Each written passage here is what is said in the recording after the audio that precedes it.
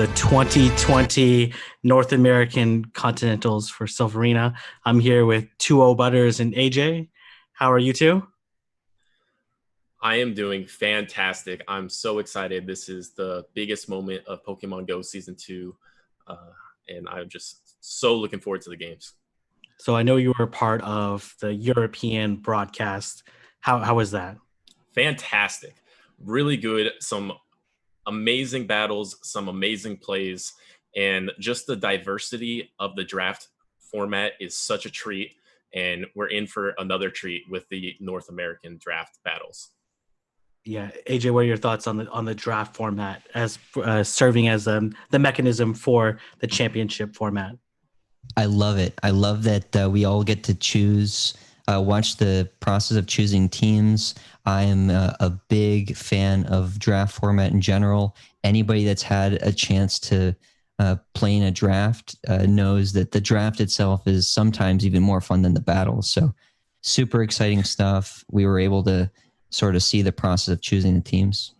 Yeah, no, absolutely. And then just being a fan and watching the European one and being able to cast the drafting of the European draft and seeing how it played out, it was really fun to see how the picks really translated to the battles and how some of our predictions worked out, and then some of our predictions didn't work out. So I'm really looking forward to seeing how North America plays out, and I think it's even more exciting because we know a lot of these players personally.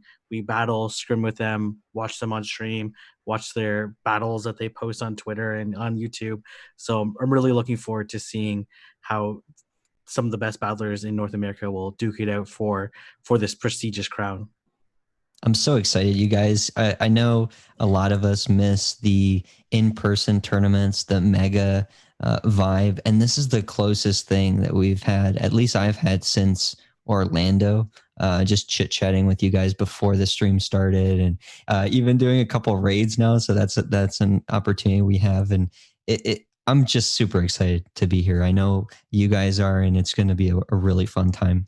Yeah, I expect some absolutely incredible plays and that same, not quite the same feeling, but as close as we can as what it felt like to be at Continentals in person at various Go Fests in various locations. So yeah, and we're going to be turning over to a Silph Arena video. So go ahead, take it away. Oh yeah, right. And it'll.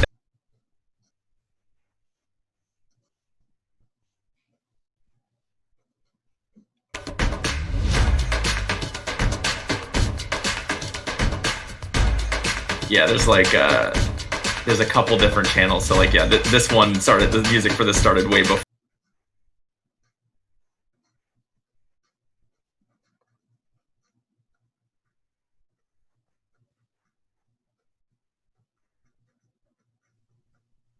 they can.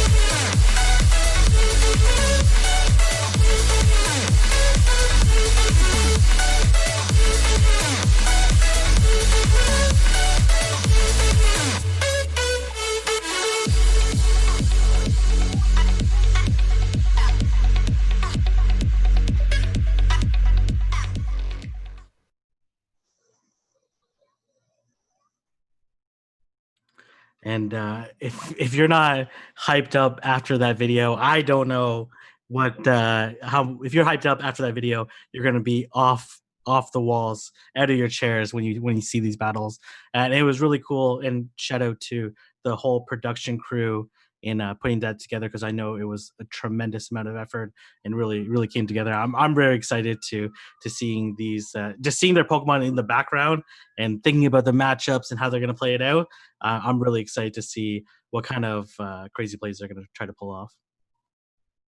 I mean, if I'm you're not so psyched pumped. out, After watching Holden's face on that promo, I'm a little scared, and I'm not even battling today, so it's going to be.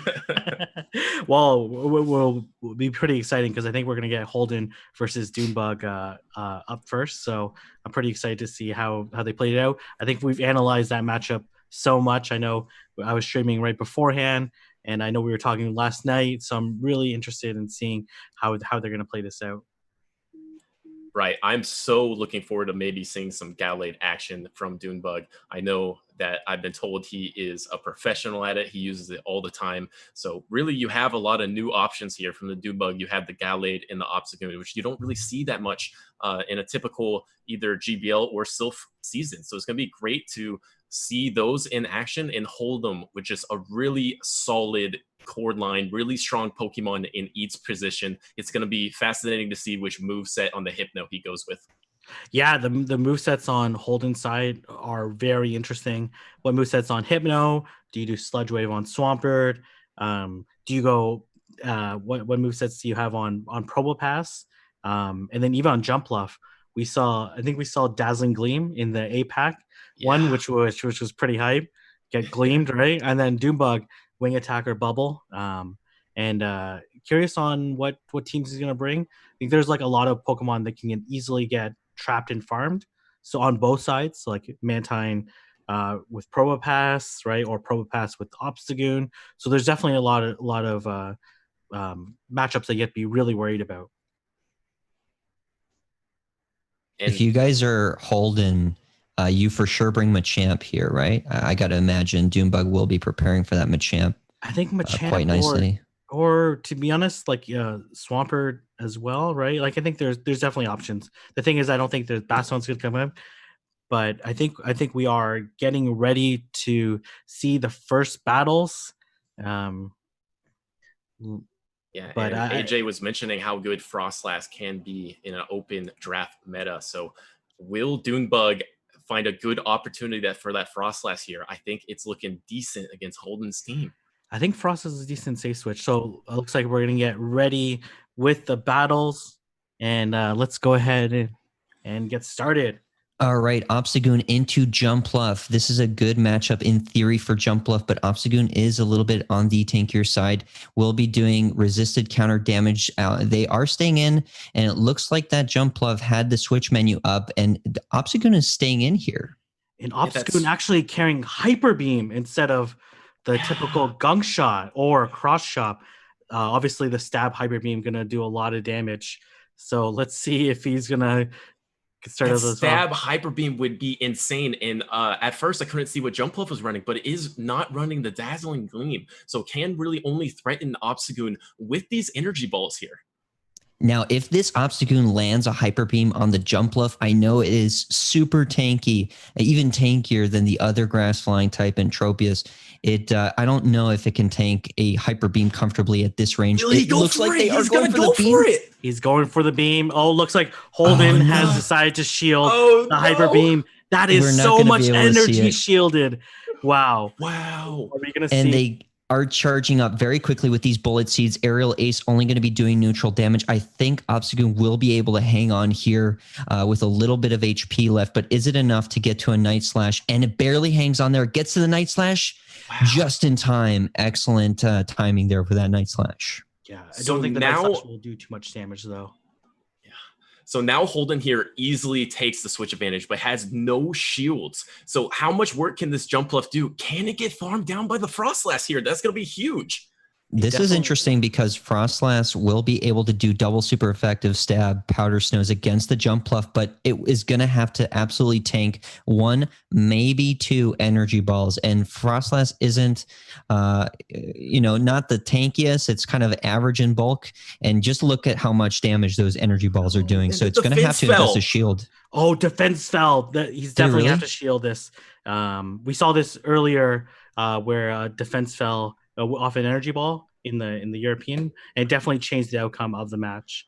But this is pretty good. Even this Probopass will be threatened by a Shadow Ball, depending on what moves it's running. I didn't quite catch whether it's a Rock Throw or a Spark variant of Probopass, but it might be able to get to two Shadow Balls here.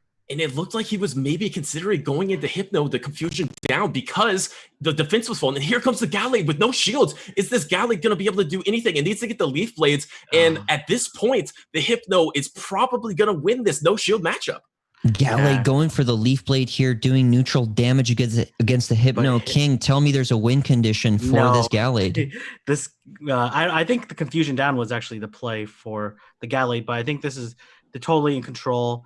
Looks like Holden's actually opted to with the moveset that we recommended, which was Thunder Punch and they get to a Leaf Blade just in time. This is going to be, again, doing neutral damage against this very bulky Psychic type. They have shown the Thunder Punch. Hypno barely hanging on there. Will be able to get to one more charge move unless the Frostlass expends energy, which it doesn't. And that is, I think that's game. That's the last Pokemon there from Frostlass. I think that's what we call in the battling world, GG.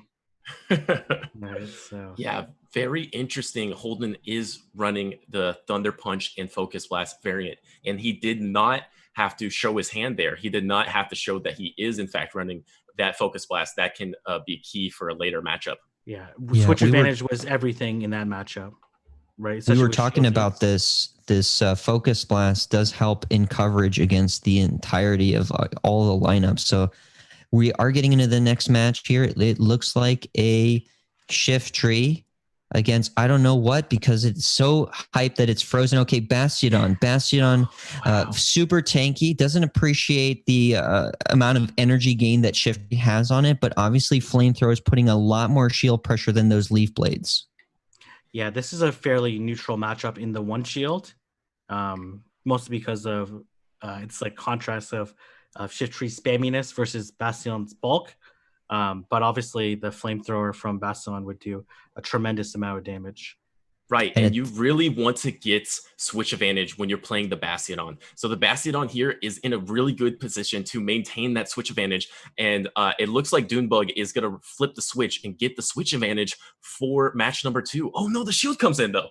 Shift Tree expending a shield here, knows that it can get a few more Leaf Blades before a second Flamethrower comes out, and they are charging quite a bit. SmackDown only doing neutral damage against this Grass and Dark type. This Leaf Blade is not quite within knockout range, but it could be within danger zone of a farm down, and the Bastion is not taking any chances going for another Flamethrower here. Wow, and the Shift Tree decides to double shield this. It wants switch advantage, but I don't think it can get it no matter what. Is it going to throw the Leaf Blade and then switch out and try to farm down the Bastiodon? If he stays in here, he's just going to get farmed down by the Bastiodon, you have to think. Does he have time for another Leaf Blade, though? He's like one away. I don't think he actually will get to it. Oh, no. He faints. So what do you come in here with? Hypno farm down. Hypno farm down? He's choosing to go with... both of these are not fantastic ways to farm down, either Confusion or Spark. But this Propass is going to have a lot of energy, and if it's the Gallade in the looks like it went into Absorb and gonna. So he does go for the Hypno switch, but this is really bad for the Hypno because the Frostlass is going to outpace it to the Shadow Ball here, and we know that the Hypno is not running Shadow Ball for Holden. So this Shadow Ball is going to threaten the KO, if not leave it at really low health. Now, do you go for a Focus Blast here? Do you go for the Thunder Punch? I think that makes sense, not showing the moves unless it absolutely needs to, but they would like to come out on top with this matchup. This not doing enough damage to the Frostlass, and Frostlass with energy, very threatening against even the Probopass in the back. So not messing around, he just goes straight for the Rock Slide, is going to knock out this Frostlass here, undercharge it, but it should not matter. And what is in the back? I didn't quite see it. It's the Gallade, though. Yeah, I think this is over. Without sufficient amount of energy, it needs to land 2 Thunderbolts to be able to KO this Gallade. It's definitely not going to get there. Right, and the Gallade just needs 1 close combat, and that's a GG. Dunebug can take the game here with 1 close combat. I don't think this Probopass can get to the second charge move in time. Probopass is doing its best to save face, putting the Gallade into the yellow, and Gallade will be coming in with a knockout blow of the close combat as predicted. This is going to be GG's with Stab, and such an overpowered move, close combat, sealing the deal against this Probopass. Very well played. Someone's going to have to check up on Probopass's nose after that close combat because it's definitely broken. Definitely broken, right? So, very interesting. The switch advantage was everything in that lead matchup, which is what we expected when we analyzed their matchups. And very interesting that Dunebug brought Bastodon, because Bastodon, to be honest, has like very few positive matchups on this team, and the shift tree was one of them where it was like a barely positive matchup. And to be honest, in most situations, depending on the IVs of your shift tree, you should be able to get to that last Leaf Blade in order to actually make it pretty much a tie in the one shield matchup. But so the interesting thing to me is that Dunebug's team with shields down with the Gallade and the Frostlass just seems so dangerous. And Holden is just okay with using 2 shields in the lead every time. And in this situation, Dunebug was able to close with the Gallade and Frostlass there with the shields down. So will Holden use 2 shields in the opener again, or will he try to save that for those just really deadly Gallade and Frostlass backline?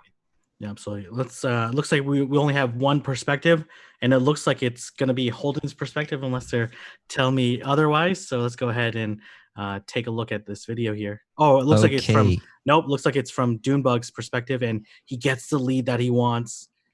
Obstagoon versus the Propass switches out, counter switching. Man. This is very bad. This is really rough. This is really rough for that Machamp. It will get to one charge move against this Galley, but it came out very quickly.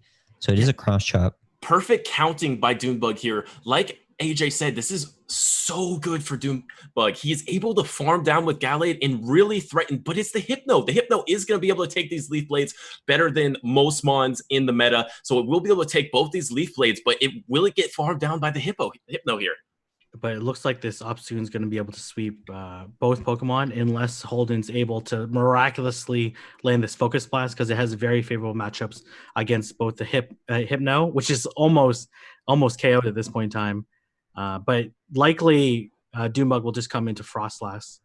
And we did see before that Holden wasn't afraid to shield that potential Hyper Beam from the Obstagoon. So they haven't quite yet showed the Focus Blast, but now Frostlass comes in. And honestly, because that Hypno is not running Shadow Ball, it's not super threatened, even if it ends up shielding a Thunder Punch there.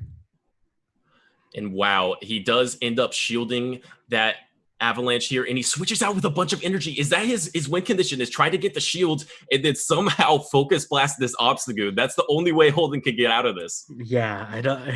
Holden knows that none of these charge moves do that much damage, but the Hypno is so low, which shields up like this. I don't see a win condition for Holden. There's one shield. There's one. He just needs one more, and he has a shot. Okay, there it goes. Shielding the Rock Slide here. Obstagoon doing a ton of damage against this Propass. We are even shields, going for the Night Slash. Doesn't want to take another Rock Slide here. This should be enough to KO unless the Propass opts to shield here. No, he just lets it go. And will this be the big Focus Blast? He lets it go. He lets the Focus Blast go. This is going to be the Focus Blast. It's going to KO, but the Focus Blast landing on the Obstagoon, and this is still going to be GG's because this Frostlass is just going to get to the Avalanches, but you'll love to see it. Entertainment value. Focus Blast would have one-shot the Obstagoon, so just an overkill here comes hit these right there. Oppressive Powder Snows. Yeah. That's a GG, and Dunebug takes the upset against the Swiss tournament winner.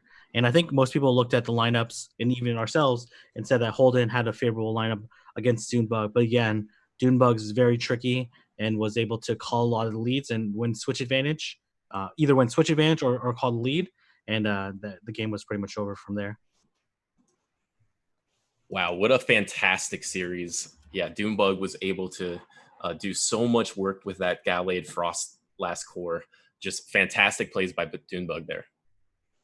I love seeing the Hyper Beam on the Obstagoon. It was so unexpected for us, and it's too bad it ended up being shielded because you love seeing those beams go through. Absolutely, but that was a great. We're actually gonna turn it over to the analyst desk, and they're gonna talk about some offline matches.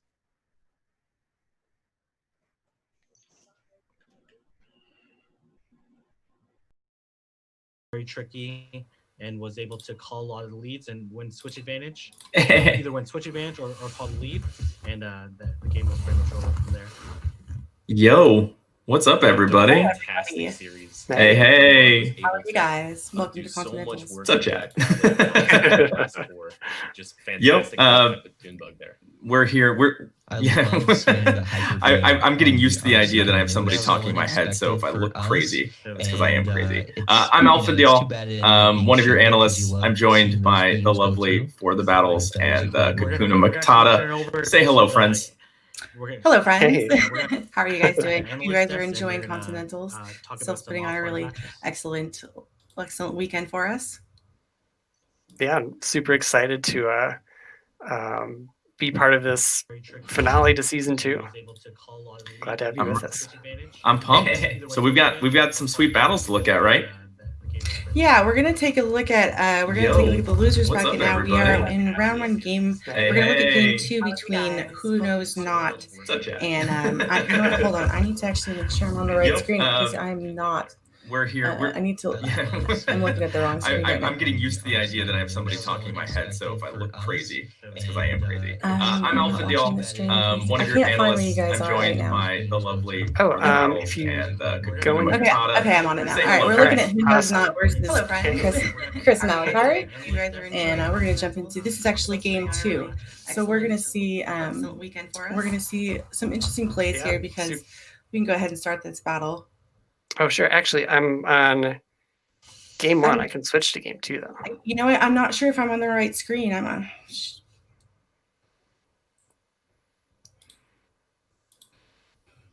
Right. It's we got Quagsire into Bronzong. I'm not on the screen with you guys. Why don't you go ahead and cover it? Okay. So this is a very favorable lead, and we've got to switch to Noctowl, which brings out Wigglytuff. Yay, Wigglytuff. Yeah. Charm is here is go ahead. Going away. What we like about this match is Wiggly's ability basically to just keep it as long as you do give 1 shield here, you're able to come out with a lot of energy. Right. You do have to put yourself behind the count, but you're hoping that whatever comes in after this will have to sort of respect one of these charge moves out of Wiggly, although we know it's yeah, the Bronzong. We're likely going to see the Bronzong come back in just to be able to eat this charge move. Right. It is close, but he is showing some restraint, not throwing these. He knows these counts. He knows he can charm this down. Now we're going to see this Bronzong come back. Player F's going to go off, and I don't expect to see a shield here. It's a powerful move, stab, but it's not. It's going to be resisted. We're going to see this Wiggly go down. Right. So that's a great place to be for Chris to be able to sort of lose that, but come out with shield advantage, right? He's got a problem. He's got a question here because he can come in with Quagsire, he can come in with Cast Form. Now he chooses to come in with Cast Form. He had a winning match in either one of these, but he's kind of trying to predict what his opponent does have in the back, and he's not worried too much about that. Venusaur. If he does come in with his Cast Form. That Quagsire is also a little challenging because most of the high quality damage Quagsire can do to Bronzong is going to be on Earthquakes, right? And with Bulldoze. Being behind on shields, especially, it's pretty hard to come back from that. Wow. I think he really wanted to be able to farm this down here, and he wasn't able to. And for sure. This hurts. This really hurts. Yeah. So this hurts for him. Him choosing to kind of like when you choose a 3, you're kind of like giving specific roles, and just because you have like a good matchup in front of you doesn't necessarily mean that's the role you want it in. So him choosing to give up the Cast Form's role as the grass killer here really hurts him. Right. Even though he was able to win this lead and correctly call that, it really came back to hurt him. And then also he lost a lot of energy trying to farm down that Bronzong there. That really hurt as well. Yeah, that's a rough break. I mean, obviously, taking a look across the teams, you have to sort of, one, make a gamble about that situation being shields down. I would worry in the same way, like sort of says that, Quagsire has a really hard time, taking out a Bronzong with extra shields. Those confusions do add up. And then to also lose that gamble at the end and see that Venusaur there was pretty savage. So yeah, no, just looking at that's really tough.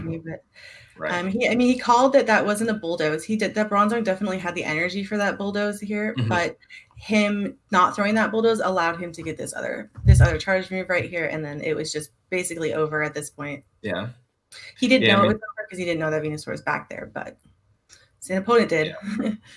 Yeah, well, he played really well too. Just absolutely not at all worrying about those shields. It just sort of worked out, leaving those shields in the back for Venusaur. I think when you look at the look at the opposing team and you sort of you look at what you could what a Venusaur with 2 shields actually could possibly lose to. It's a pretty limited list. So absolutely, very well. Unfortunately, that list includes Quags there. Yeah, yes, absolutely.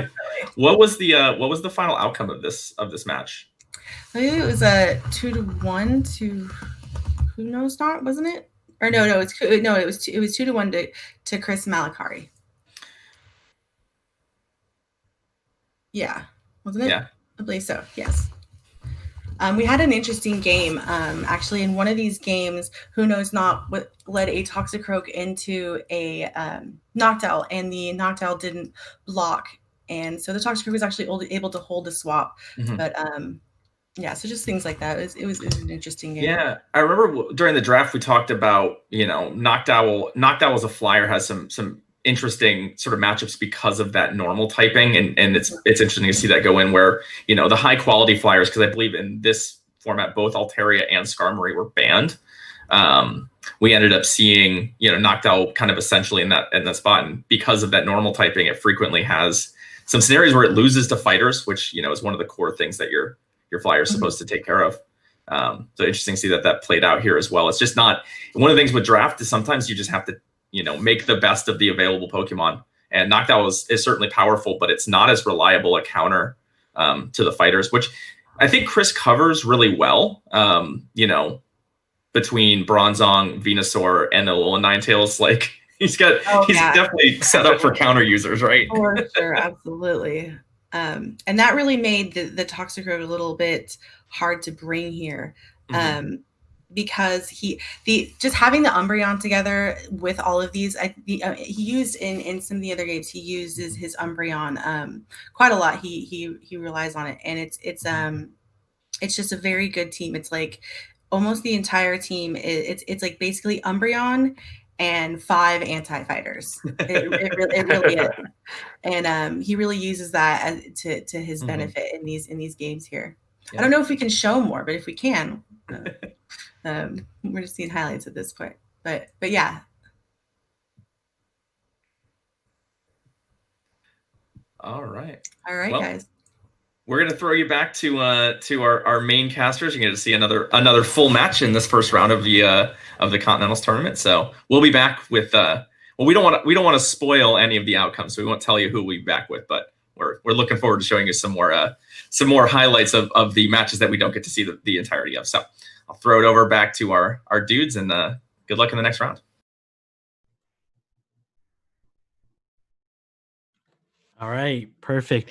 Thank you, analysts, for analyzing that game, for walking through the game between Chris and Who Knows Not. And the matchup played out kind of as I expected. The Noctowl safe switch was very strong. Obviously, the Wigglytuff was super strong, and the unfortunate no shield ended up costing the game.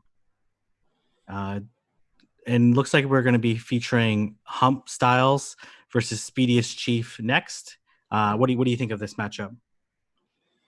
Oh man, so this one is going to be really interesting. We were talking about it a little bit earlier.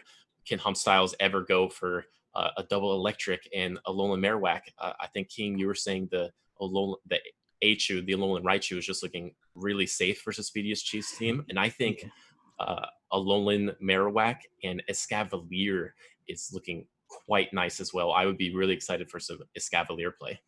Yeah, no, absolutely. So the Alolan Raichu with shields up basically beats this entire team except for the Blossom. So the Blossom was a really nice pick to go up against the Alolan Raichu, but the Alolan Raichu was an absolute phenomenal pick. And you wouldn't think that picking up a second electric type would be so clutch, but that psychic typing allows it to have some like really great play against Medicham.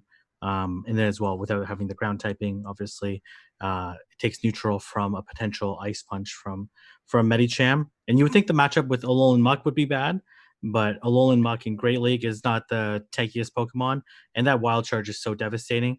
And you really have to try to figure out what is the second move that they're going to be running on Alolan Raichu, because that can definitely change some of the matchups. And Humstyles has a little bit more flexibility in the counters available to Blossom because he's got Shelgon to some extent. He's got a Scavalier and a Alolan Marowak, whereas on the flip side, Blossom a little bit over-reliant on that Blossom Speediest Chief in order to take out that Alolan Raichu. And as Butters, you were saying, if they lure out that Blossom, maybe the Stunfisk can put in some serious work. Yeah, no, absolutely. And then the Speediest Chief's objective in order to beat the Alolan Raichu is to make sure that their shields are not up when the Alolan Raichu comes out, because it has a lot of trouble in the zero shield matchups against a lot of these Pokemon, most notably Alolan Muck, which would basically one-shot it with a Dark Pulse. And one thing I'm really curious about before we get into the games is draft pick number 5 for Humstyles. We got the Shadow Shelgon. Never seen that in action. Yeah. I don't know if I've literally ever even seen it. I can't say that I've seen a Shadow Shelgon in action, but should be pretty interesting. I don't know, say it's coming out of the shadows or it's breaking out of its Shelgon, right? In order to get these battles. I don't know what's the more appropriate saying here, but I'm really looking forward to these battles. So if we're ready to get started to show the battles, let's go ahead and get started. Okay, we are seeing the lead, Lapras versus Alolan Marowak. There is some nuance here. The Ice Shards are resisted, Surf doing super effective. They do have that switch menu pulled up. Looks like the Alolan Marowak is staying in. A Shadow Ball with Stab does put some pressure on a Lapras, but Surf puts way more pressure. And you would think that the Alolan Marowak might want to get out of here, because Alolan Marowak's worst matchups here is Lapras is probably one of them. So it is weird he's staying in here. Maybe he wants to land a Shadow Ball and then get out. If the Lapras match shields here, this will be Lapras's switch advantage to win. That is very bad, getting the Shadow Ball shielded. But maybe has like a Scavalier in the back to farm down. Actually didn't see what the... It's going to let this Surf go. Surf going to be doing super effective against this Alolan Marowak, barely hanging on there. Does get to another Shadow Ball here. And if Alolan Marowak is key coverage on Humstyle's side, it's going to be an uphill battle depending on what Speediest Chief brought in the back. The Shadow Ball shielded again. Lapras committing here in the 2 shield. Wow. And considering there for a second to switch out. The double shield, and now you can just farm down. This Bone Club is not too threatening, and these resisted Ice Shards are going to get the farm down. And now this Lapras can threaten with a nuke of a Skull Bash. And will it go for it? No, it gets straight for the Surf. And right now, the H2 has really pressured the shield. I don't think you can shield as the Alolan Raichu. Oh, okay, decides to shield. This is the exact position that Speediest Chief wanted to be in, where the Alolan Raichu comes in and doesn't have shields, but it still has pretty strong matchups in the back. But without the shields and the ability to switch out to reset the debuff, this is going to be very dangerous.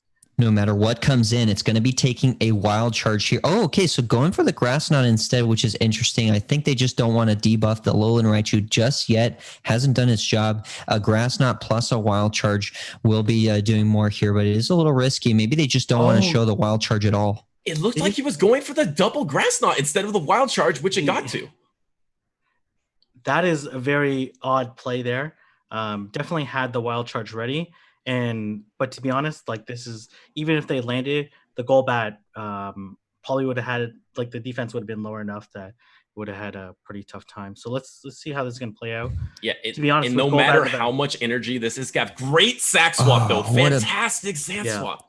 What a beautiful switch. You'll love to see it. This Alolan Marowak did its job, taking that little bit of Ice Punch and saving some face. But this Golbat is the perfect matchup for Scavalier. Well, perfect matchup is a Scavalier for this Golbat because it double resists all of its moves at least. Yeah. Is the Drill Run actually the more appropriate play since it's only like single resisted there? Yeah. Yeah, I think going for the double Drill Run would be the play, but at this point, it doesn't matter because the Golbat, like you said, resists everything. Will go for the Shadow Ball to KO and take the matchup for Speediest Chief. I think Humstyles in Game 2 has to utilize that Alolan Raichu safe switch. There was no need to stay in that matchup. Speediest Chief would have had a really hard time. Okay, looks like we're changing sides on the window this time. Looks like Speediest Chief is going to be on the left, and Humstyles is going to be on the right. Just making sure that we're kept on our toes as casters. We can't just relax and expect it to be on the same side. You know what? But they try to pull a fast one on me, but I'm subscribed to Speediest Chief on YouTube. I know what his avatar looks like, so you can't get that one past me. Not today. Not today. But I think like Hump Styles has to use that Alolan Raichu safe switch. Unless they're carrying Speediest Chief actually didn't even bring Blossom to counter the Alolan Raichu. So that would have been a free safe switch and definitely would have been able to more likely pull out the win in that matchup. Now, why go Grass Knot there, though? Why not just go Wild Charge instead? Is it just because they were worried about the debuff? I understand the first not throwing the Wild Charge, right? Because once you throw the Wild Charge, the Medicham can probably just farm down, right. Which is very dangerous. But I think throwing the Grass Knot and then having the Wild Charge available there, that's just one of those like tunnel vision, like I'm going to hit this Grass Knot and then not realizing that the second move was available and would have been able to KO. Exactly right. I think he was afraid of throwing the first Wild Charge and then dying to the counter farm down. But I think if he threw that Wild Charge, he had potential to maybe even farm down the Medicham, because that Medicham was left with 20% health left, but it would have been very close. But dying with that Wild Charge, it didn't really matter in that scenario. But to King's point of using it as a safe switch, it seemed like Hump Styles was very comfortable using it in the back, and he was trying to close with it. So we're going to see if he adapts here. It seems that we share the same sentiment that he thinks that Alolan Raichu is going to do a lot of work, but he decides to close with it in game 1, and let's see how he uses it in game number 2. Okay, Alolan Marowak into the Golbat. This is a bit neutral and can be very bait dependent, since both of them really want to land the Shadow Ball. Alolan Marowak not playing any game speed is just bringing in his... The ball awesome, wow. Okay, he has no psychic. He has no psychic. He has nothing to threaten this Blossom. He could go for these Wild Charges, but the Blossom is just going to resist them. The safe switch was a bit better if it had the psychic, but without that, can it get work done here? Now it is going to be going for the Wild Charge. Oh, goes for the Grass Knot. I suppose they just don't want to show the moves yet, but any point to going for Grass Knot here? I don't, other than not showing the moves, I don't think so. Okay, this Wild Charge is actually going to do a lot of damage. If it goes unshielded, we could see this will KO. This will KO the Blossom.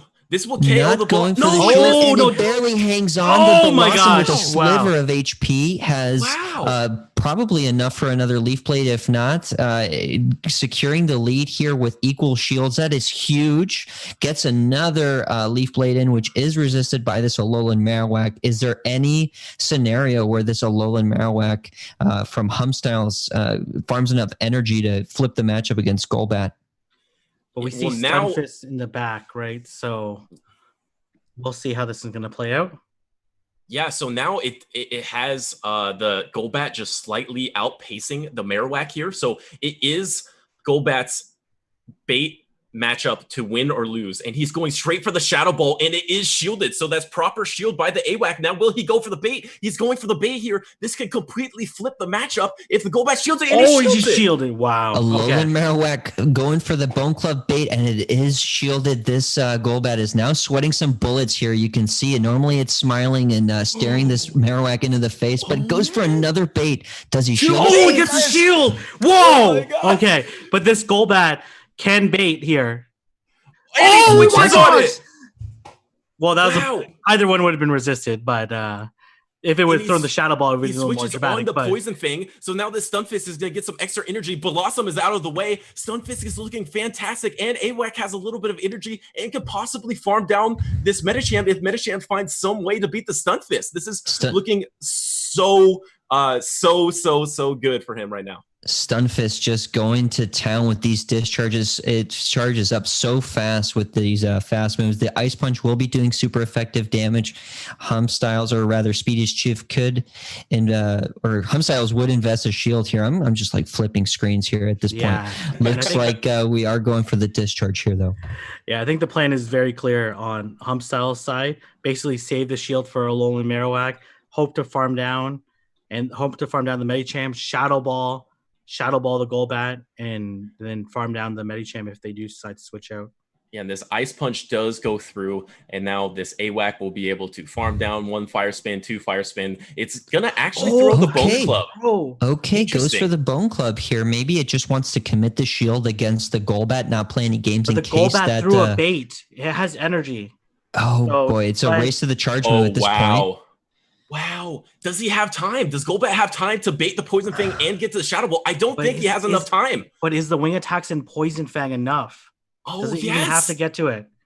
Goes for the Shadow Ball, and it does take out this Golbat with Stab, and just how much of a good move Shadow Ball is. That will be taking out the Golbat. You love to see it. So many baits. Such a roller coaster of a ride from the beginning. Excellent plays on both sides. Yeah, Home Styles does not win that game without double baiting, I don't think. And it's interesting, he did go with that line that we were maybe thinking of, leading the AWAC and then double electric and safe switching that Alolan Raichu to effectively bait out the Blossom and almost killing it there. And then having the Stunfisk and AWAC to close worked out quite nice for Home Styles. Also, he got those 2 baits. Yeah, no, absolutely. Do you think it would have been able to KO if Home Styles just doubled up on Wild Charge? I think it would have been about the same, but the problem is Alolan Raichu had only a sliver of HP there, so it might not have been able to get to it. Yeah, no, absolutely. Yeah, he would have literally had to like piggyback, I think, in order for that to go off to actually just double Wild Charge. Yeah, no, okay, let's hope that the screens are the same where they are, but no problem. We are, as we were saying, Butters and I, at least, seasoned amateurs here, so don't know what to expect with the production here. It is so awesome seeing these teams displayed. This is the game-deciding match right here that we're about to watch, right? Yeah, we should see a very exciting match, and we'll see how these two players of very contrasting styles will duke it out, and let's see who comes out on top. Okay, Alolan Raichu into Alolan Muck. Normally, Alolan Raichu prefers to be in this matchup in a counter switch, but those Wild Charges put a lot of pressure onto this Alolan Muck. Right, and now we've seen all 3 roles for the Raichu, the safe swap, the closer in the back, and now the lead. So now I think the Alolan Raichu is going to try to do these back-to-back Wild Charges. If it goes for Grass Knot again, it's going to blow my mind. And they are contemplating a switch here, but they end up going for 2 Wild Charges back-to-back. Alolan Muck has to shield this, and it will have to commit to another shield if it wants to win this matchup and secure the lead. Not able to get to the Dark Pulse. That is a CMP right there. If you're Hum Styles, you're in a pretty good spot right now, I think. Yeah. Can he switch on it? Dirty switch. I think it's going to be a dirty switch. No. Oh, no. I think you let it go. I think you have to let it go. You're too low, double debuffed. Obviously, you would love to save it and then come in with Escavalier. Yeah, so Escavalier, is this Muck in farm down range? I don't believe so. I think that Muck is easily going to get to a Dark Pulse. So he's taking his time here, and he does come in with the Escavalier. Now, he will get a ton of energy on the Escav, but he is not going to be able to kill it before this Dark Pulse. And the problem is, depending on what he has in the back, if he's got a Golbat there in the back, the Escavalier's energy kind of goes to waste, so he's going to be forced to switch out, and he takes the Dark Pulse there. Wow. So risky, so risky. I think you auto switch right now because you know the Golbat's coming out. Coming out. Just switch right now. And then with the shield up, Alolan Marowak should be able to finish off both Pokemon. Oh, but it's the Medicham, and he's actually going to have an impactful charge move. He would love to throw the Mega Horn. Oh, the Mega Horn would have been so good, but in this position, like you have to go and land this Psychic, then hope that they shield, because if they decide to not shield this Psychic. Alolan Marowak opting to let this go. They are predicting that Golbat there in the back. It takes about half of its HP, and it's super tempting to farm here, but you're just not going to be able to fully farm down a Medicham. Going for the Bone Club just to do a little bit of chip damage here. There's a chance here. The AWAC can get the 2 Shadow Balls here. The Golbat is going to switch in so it doesn't get farmed down, but now all this AWAC, it has a shield. All it needs to do is get the 2 Shadow Balls, and the Golbat wants to get the 2 Poison Fangs. Will that be enough? But does the Medicham have an Ice Punch ready? Because the accumulation of Wing Attack plus Poison Fang, it has 1 Ice Punch ready to go. So this is going to be super close. It's going to come down to a charge move tie, I think. Wow, it's going to be super close. Is a Bone Club enough to knock out a Golbat at this range as well? So, he tried to sack. Wow. Oh, he misses the switch here, and he gets a Poison Fang. Although it is resisted, that poor Alolan Marowak has so little HP, and it does go down with energy, and the Escavalier just making a brief appearance there, and that is GG. Very interesting. Really coming with 3 very different lines on both sides, both opponents trying to make hard reads on each other, but that Golbat was super tough for for Styles to deal with, and Speediest Chief was able to work around the strong matchups that Alolan Raichu had. Yeah, so the interesting thing to me is that Golbat put in so much work, even though there was a double electric line and also the Alolan Raichu in all three roles, as the safe switch, as the closer, and as the lead. And the Golbat avoided it all three games. Which is amazing. Yeah. All right. Congratulations, Speediest Chief, and Styles still in the game, right? So going to the loser side of the bracket, and you never know. We've seen big comebacks in these type of formats all the time. Yeah, Definitely. we're going to turn over to the analyst desk and to talk about some more offline matches.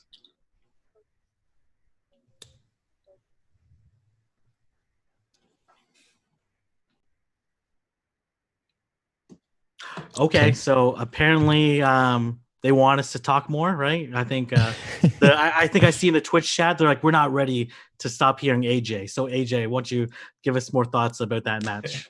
Well, it's a good thing I'm getting a little message here from John. Apparently, I must have goofily knocked off my mic, so hopefully it sounds a lot better at this point. So, man, I was so excited for that game because we were saying that Blossom was in a rough spot because it was ended up being very predictable, but Speediest Chief just maneuvering very well. Yeah, those game number 2 and game number 3 were just so close, coming down to AWAC plays.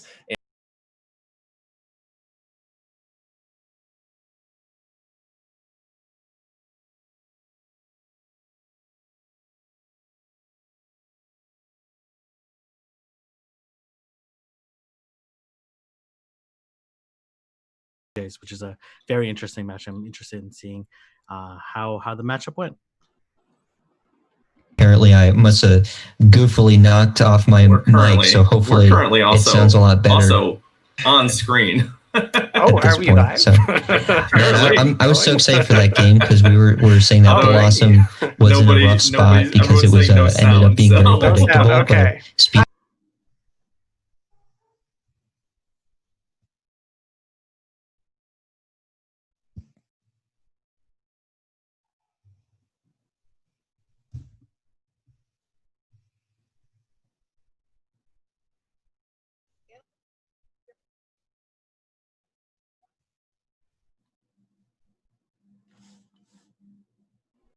Yeah, hello, let's everyone. Let's go.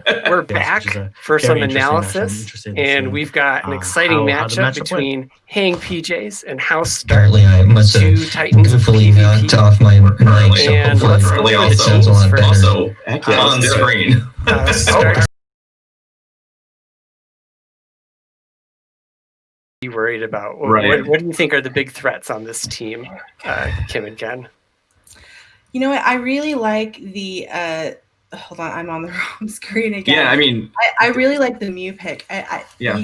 You put us on there you go on the right screen. I really like the Mew pick. Just basically in all metas, it makes it a decent safe swap because nobody knows what it has. I like the Beedrill pick. I like the Vic pick. I think Stark's team is extremely strong as far as just safety, because it's got so many options if you do lose that lead. Yeah, and I like one of the things I like about his team in this matchup right now is Vigoroth doesn't beat everything across the board, but having your counter user not be absolutely sort of laughed at by a charmer, like I actually think Vigoroth's going to factor in pretty heavily here. It does a lot of work against a lot of Hang PJ squad, and I do think that's looking pretty solid. And I wouldn't be surprised to see Zweilous on the other side. Really, Dugong's the only thing it really has to avoid, and it'll be interesting to see if House Stark actually brings that Dugong at all in this matchup. Matt, you've actually watched all these battles. We don't get to watch all of them, but what did we? What played in before we got to this game 3 that we're going to see? So, game 1, Stark took the win with Mew in the back, and Stark was running Wild Charge Grass Knot. Oh. And game 2, Hang PJ's adjusted and overloaded his team with Mew counters. He brought both Scrafty and Zweilous. It brings it out of you. So we're tied 1-1 going into game 3. Hang PJs led with Scrafty twice. And Stark lost game 2 with a Mew lead. So if you're Hang PJs, are you expecting to see another Mew lead? That'd be pretty brave, right? That's gonna be tricky. We know it's on Wild Charge, so you want to make sure especially when you're rocking moves like Wild Charge with the debuff, that you've got the ability to switch out. So you definitely want to make sure, and that's why like Pokemon with Wild Charge tend to be so great in the lead, or Superpower for that matter, right? Because you want to be able to actually be able to get out of there once you throw that move. Had he shown the Wild Charge is the question. Did he show it in the first game? Yes, he did show it game 1. So if I was Hang PJs, I would probably expect it a little less, having seen that Wild Charge and knowing what I just, once it's out. For sure. And go ahead. On Hang PJ's side, what looks like his best pick to stop Vigoroth? It's Crafty, which is probably why he led with it. That was the first thing I noticed was I like Crafty against this team. Then he's got other options, but he's just kind of overall weak to that Vig. So I see him wanting to lead that just because it has such good matchups. Now, I don't know if we saw the Granbull. The Granbull has like a little bit of play, but I don't know. Is it a Charm Granbull or a Snarl Granbull? That was the question. If it's a Snarl Granbull, it's got more play, especially against that Vig. Yeah. Let's jump into this match. Let's see how this goes. I'm excited. I'm excited to see these. These are two battlers I love, so I'm excited to see him play it out. We have a Mew lead into a Lugia, and he already he knows he has Wild Charge, right? So yeah, there's the switch, and he switches to Granbull. Beedrill did not make an appearance, so Granbull is pretty safe without Beedrill in the mix. So we're seeing the Vigoroth sort of in that safe switch spot, hoping to sort of get a shield back, but I don't know that you're going to see it's going to get real tight here. Oh, there we go. Yeah, he didn't go for doubling up on these moves at all. It's going to be a little bit rough for this Vig. There's just an attack stat on that.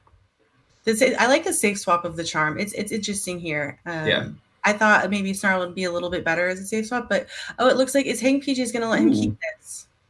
Now, if Stark wants to expand his shield here, right, it's going to come down to the wire in this second matchup here. Yeah, he definitely wants to keep that switch advantage. I think keeping the Lugia and the Mew matched up, but I don't think he's going to get back to another body slam. So here we'll see the Vigoroth go down, and we'll see Hang PJs with a little bit of energy here. Oh, there it is! Wow, there it is. Yes, this Vigoroth is putting in work. Vigoroth just always sneak it in those body slams at the last minute. Such a good Pokemon. Oh, there's a Wish Cache there? There is a Wish Cache in the back. Oh my. And I kind of expect we'll see how this plays out. Mew can eat this. Yeah, I'm expecting this Wild Charge to come out at some point here. Oh, there's a switch to Zweilous. And we see the Wish. Oh no! Zweilous is squishy, so and it's not a flyer, so Whiscash is going to do fine here. I mean, obviously that Blizzard will totally nuke it, but whether or not he can land one, right? If the Blizzard shield the Dark Pulse, the odds definitely become a little more in. And we get to see the bait. Oh, is he going to land it? Shield baits. There it is. Now all he has to do is just get this Blizzard. Oh my god. I mean, this Wireless is going to get a body slam, right? So this is going to be awfully close. Wishcash should be fine unless it's a Dark Pulse. So there's the body slam. Oh yeah. We're going to see this nuke happen. Yep. Wow. Now Lugia is going to come in and get a little bit of farm, and shields are down, and a Hydra and Mew is squishy. So it's almost at that Wild Charge. It's almost at the Wild Charge. Like it's super close. Yep, loaded charge moves on both sides.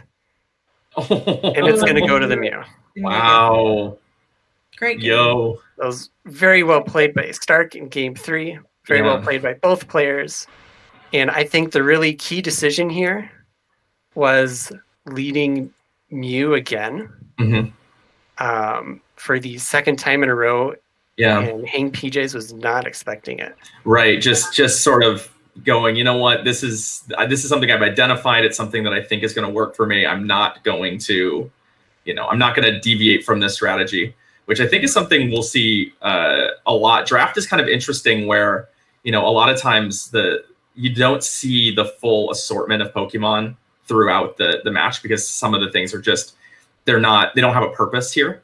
I like Hank PJs using these Granbull as a swap here. I think it was a good choice because how Stark doesn't have a ton of super hard counters to charm on this team. That it was a good choice, but Stark was able to keep it. Do you think it would have been different had Hank PJs decided to keep this swap, or was it just too dangerous now that Mew had all that energy?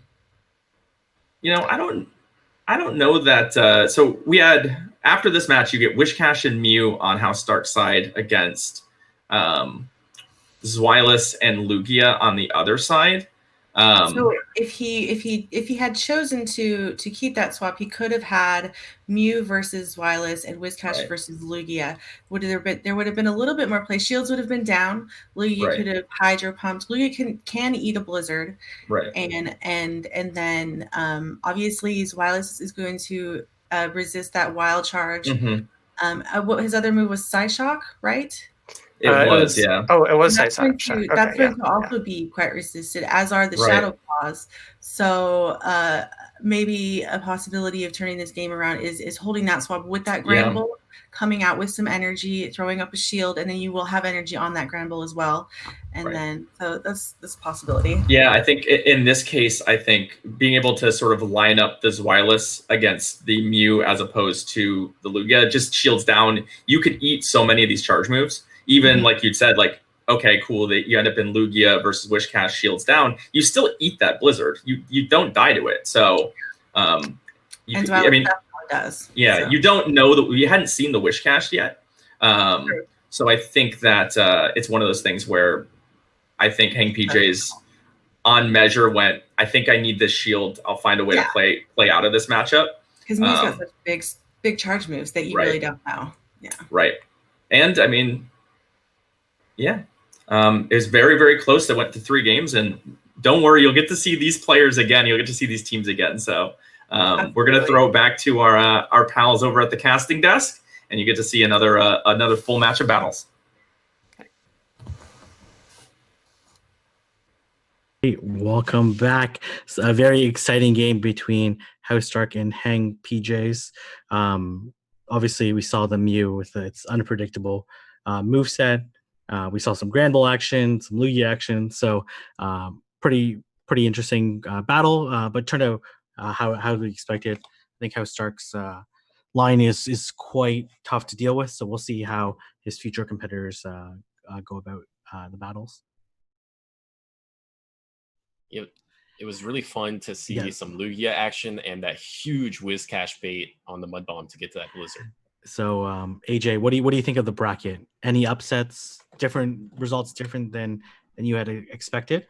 Yeah, I mean, we saw it right there. Speediest Chief coming in with a convincing win against Humstyles, which we weren't totally expecting just because of the matchups there. And then, of course, Holden having that number 1 seed pick, losing against Dunebug. So, a fair amount of upsets for sure.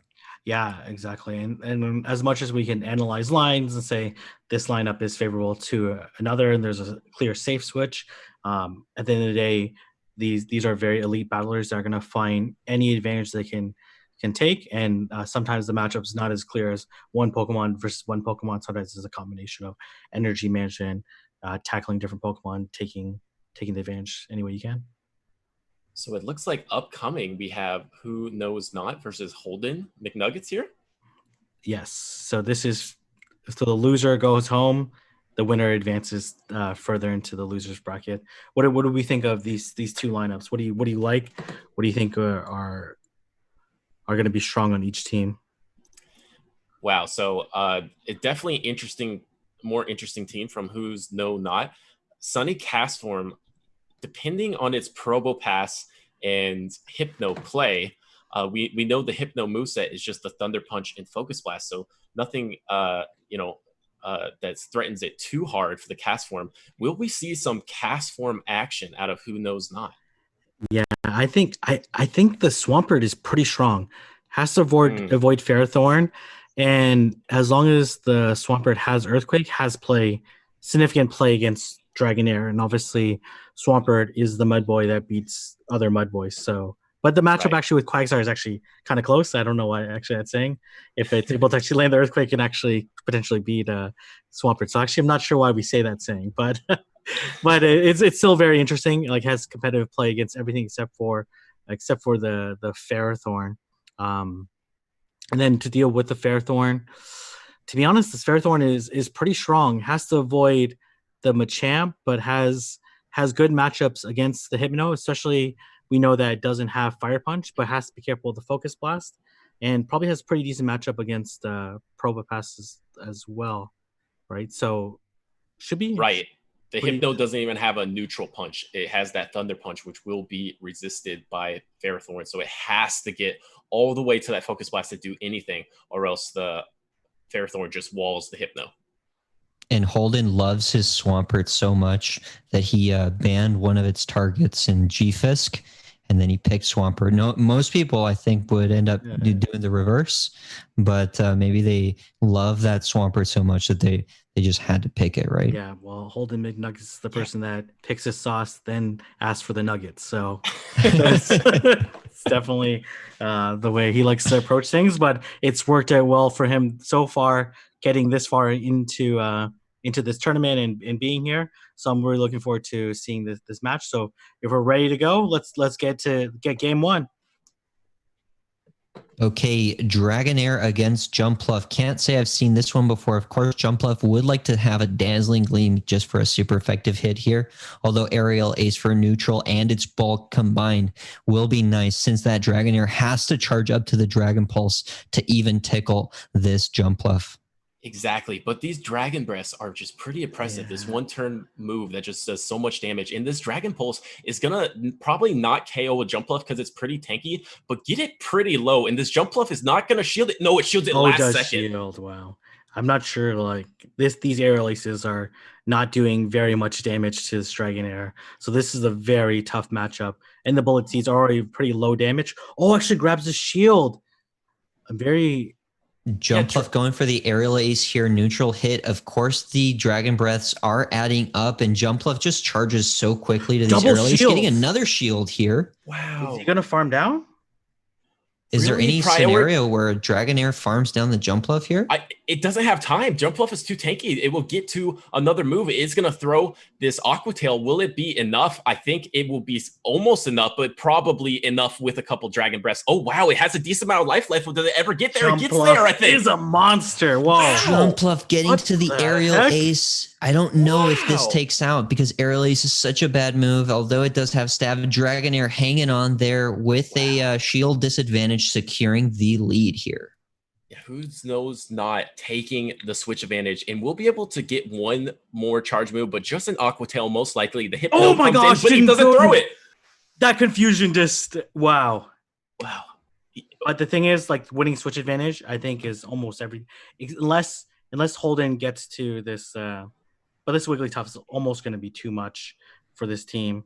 But now this is a scenario where you would really want to have Fire Punch, because this Hypno can be a little bit unpredictable. I think the Ferrothorn in this case would really like to have shields, because they are a bit wary of that potential Fire Punch.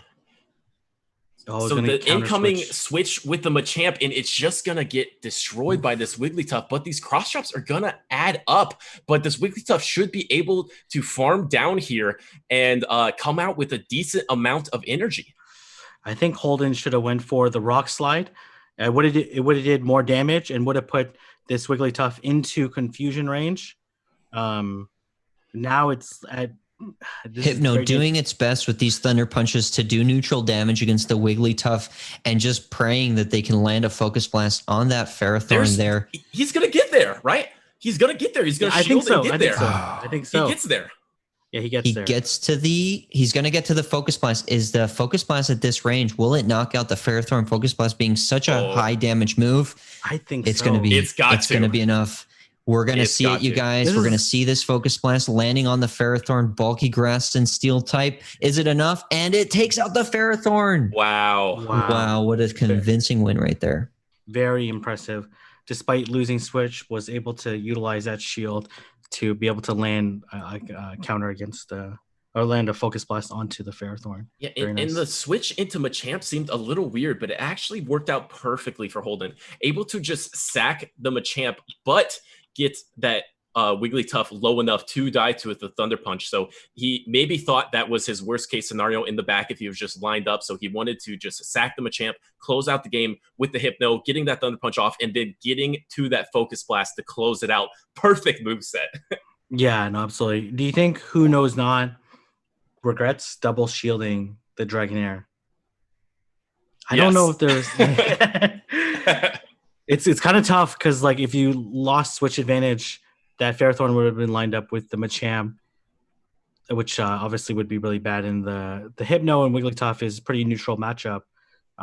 But let's see how these two are going to decide to play out game number 2. Well, maybe he regrets also not throwing that Aqua Tail. Because if that Aqua Tail was thrown... Good point. That is a really good point. If that Aqua Tail was thrown, Hypno had no health left. If that Aqua Tail was thrown, he does not get to that Focus Blast. Yeah, no, absolutely. Right. That's a good point. Okay, let's go into the third game here. We get a Ferrothorn versus Machamp. Machamp in a very convincing lead here. You want to catch that Ferrothorn there. It does struggle to take those counter damages. And then Dragonair coming out, counter switch to Probopass. Now, is this Aqua Tail, it will be doing neutral against a Probopass, but without stab and not a very hard... Super effective. Oh, that's right. Super effective. That's right. It feels like it's neutral just because of how tanky Probopass ends up being. Exactly, and how little damage it does to Probopass. So this isn't too bad for the Dragonair here. I think if it matches shields, it just wins the switch advantage. Interesting that he believes, Who Knows Not believes Dragonair is his safest lead and safest safe switch. If he does double shield this, he takes switch advantage, I believe. Let's see. All right, he thinks the Dragonair going for the Aqua Tail here, and Probopass not shielding here. Guts gets the Rock Slide just before going down through Dragon Breaths. Not exactly sure how much this is going to do. It will pack quite a punch, but still in the yellow, the Dragonair does get to farm down at the expense of going at a shield disadvantage here. Wow, and what will he come in with? He comes with the Machamp. The Machamp should be able to farm down, but he gets to one Aqua Tail, and Machamp isn't the toughest Pokemon, so it is going to go ahead and shield this Aqua Tail and just continue with the farm down. And now with Machamp with energy is quite deadly. He does farm down, and we see the Quagsire also in the back, which is definitely coming out. This Quagsire definitely not going to appreciate these cross shops. Going to do quite a bit of damage, and as well the Stone Edge, if it decides to go for it, will be resisted. It might not even KO Machamp, so it might have to go for the Earthquake if it ultimately wants to KO the Machamp. Okay, Quagsire taking a cross chop to its derpy face. It will be able to survive here, but those counters are adding up, and one more cross chop will put it within knockout range. The opponent considering a switch, and he doesn't catch the charge move. Out comes the Ferrothorn. And now knowing that this Hypno runs Thunder Punch and Focus Blast, he's really only got to worry about the Focus Blast. So those Power Whips are going to be doing neutral damage against this Hypno, and it's not going to be enough to KO. Yeah, not quite getting the sack switch, which he was looking for. Does he ever have time to bait the Thunder Punch and get to the Focus Blast here? But he's going straight for it. He's just going straight for this Focus Blast. And will the Ferrothorn shield? If he lets this go, it's going to KO. Once again, it doesn't look like he shields it last second. Oh, wow. But there's still a win condition here. The Ferrothorn can now double up in energy and potentially even undercharge this and be able to get even more energy because the Hypno is pretty far from another Focus Blast. Right. Okay. But the sliver of HP does get to a Thunder Punch. It will be resisted, not doing a whole lot against this Ferrothorn. It's just not going to be able to get to the Focus Blast in time, you guys. You'd like to see those Focus Blast lands on stream, but it's just not going to happen again today. The matchup is pretty clear. He's going for the Flash Cannon, and it's going to get shielded. He knew that was his only win condition, and it gets shielded because this Machamp... Wow, but he switches the combo move. He gets the shielded Flash Cannon combo move into the Earthquake. This KOs the Machamp. Wow. We are dumbstruck right here because that was such a good play. Getting that Quagsire to land the Earthquake against the Machamp, just an amazing move right there. Even a single counter slipping in would have killed that Quagsire for sure. Yeah, no, absolutely. And Holden was able to take the shield advantage like he did in game one, but the shield advantage is way different when it's 2-1 than it is 1-0. 1-0 is a much more favorable situation, and Who Knows Not was able to work despite this shield disadvantage, but winning switch advantage to ultimately win the game. Yeah, and that Quagsire being the slowest of the Mud Boys was really just getting beaten down by Machamp, and he goes for that sack switch, and I just completely forgot that he banked that Earthquake, and that's just so deadly in the back. That combo move to bank that Earthquake or Stone Edge with shields down, you love to see that from the Quagsire play. Yeah, absolutely. Let's see how these two players adapt for game number 3. So let's go ahead and check out game number 3. Okay, here we go. That Hypno into the Ferrothorn. Ferrothorn coming in with vengeance now. Doesn't have to worry about that Machamp lead, and it is positive because the Focus Blast is the only thing that's going to be hurting this Ferrothorn. So Hypno considering a switch and foregoing it here. Yeah, so this Power Whip will go through. It's going to go unshielded here. And will Hypno just power up to the Focus Blast and either bait or throw it? And here we go, the switch into the Dragonair. But they're staying in and they're going for a Thunder Punch here. Maybe they're just trying to put in shield pressure against the Dragonair. Focus Blast would be hurting. And he gets the shield. He gets the shield from Dragonair, switches over to the Probopass just in time to take that Aqua Tail. Wow. Wow, that was really good, farming up to that Focus Blast and then throwing the Thunder Punch, which would not do too much to the Dragonair. But if the Dragonair lets that through, he just might lose the game. So he has to shield that. So once again, we see the Dragonair safe switch. And we're going to be coming in with a Rock Slide here. And Dragonair is going to let it go. And now will the Dragon Breath and Aqua Tail just be enough to take out this Probopass? I don't think so. I think the Probopass will threaten to farm down the Dragonair. Or probably not. It might just get to one more Rock Slide. He looks like he's content with taking the shield here, but this will be very close because okay.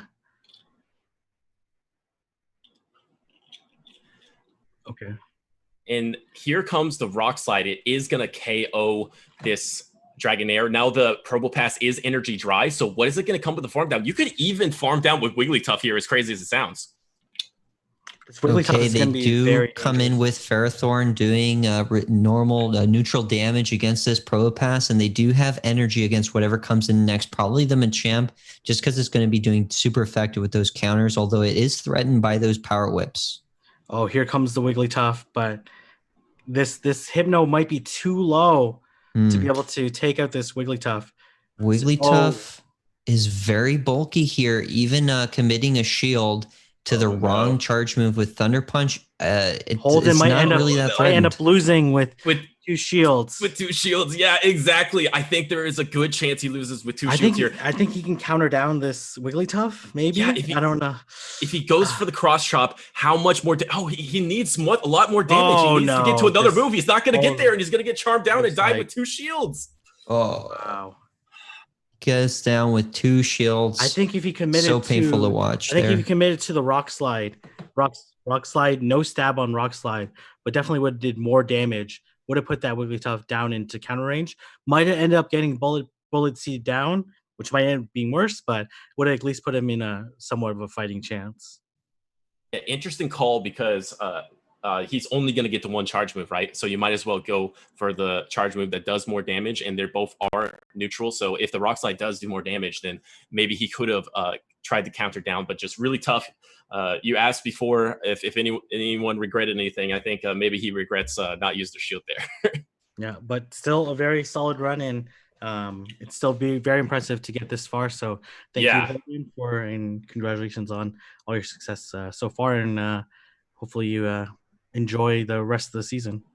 Yes, super impressive. I think he was on like a crazy streak, like he hadn't lost since Continentals. He swept the North America Continentals Phase 1. So really, really impressive out of Holden, and a great plays. Is taking the loss here. Yeah, and I think we're going to turn it over to the analyst desk to analyze Hang, PJs, and Hump styles. Hey, what's up, everybody? We're back to give you a little peek at one of the other matchups. This time we're dipping into the losers bracket. You get to see Hump Styles versus Hang PJs. You get to take a look at the teams. So, Kim, if you were Hang PJs looking across the way, what would you be looking at? What are you seeing? What are you thinking you might run? I really like. I like. He has to bring counters to this SCAV. This SCAV is just like massively dangerous against this team.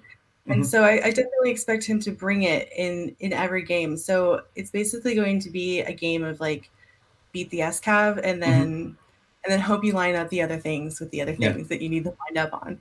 But so I would expect to see a lot of SCAV versus Hang PJ's team, and then basically just trying to protect the things that you bring. I would almost expect an SCAV lead. Yeah. Right. Matt, if you were on the other side, you looking at that SCAV the same way that Kim is? Yeah, for sure. Last round he ran a core of Lugia and Scrafty pretty well.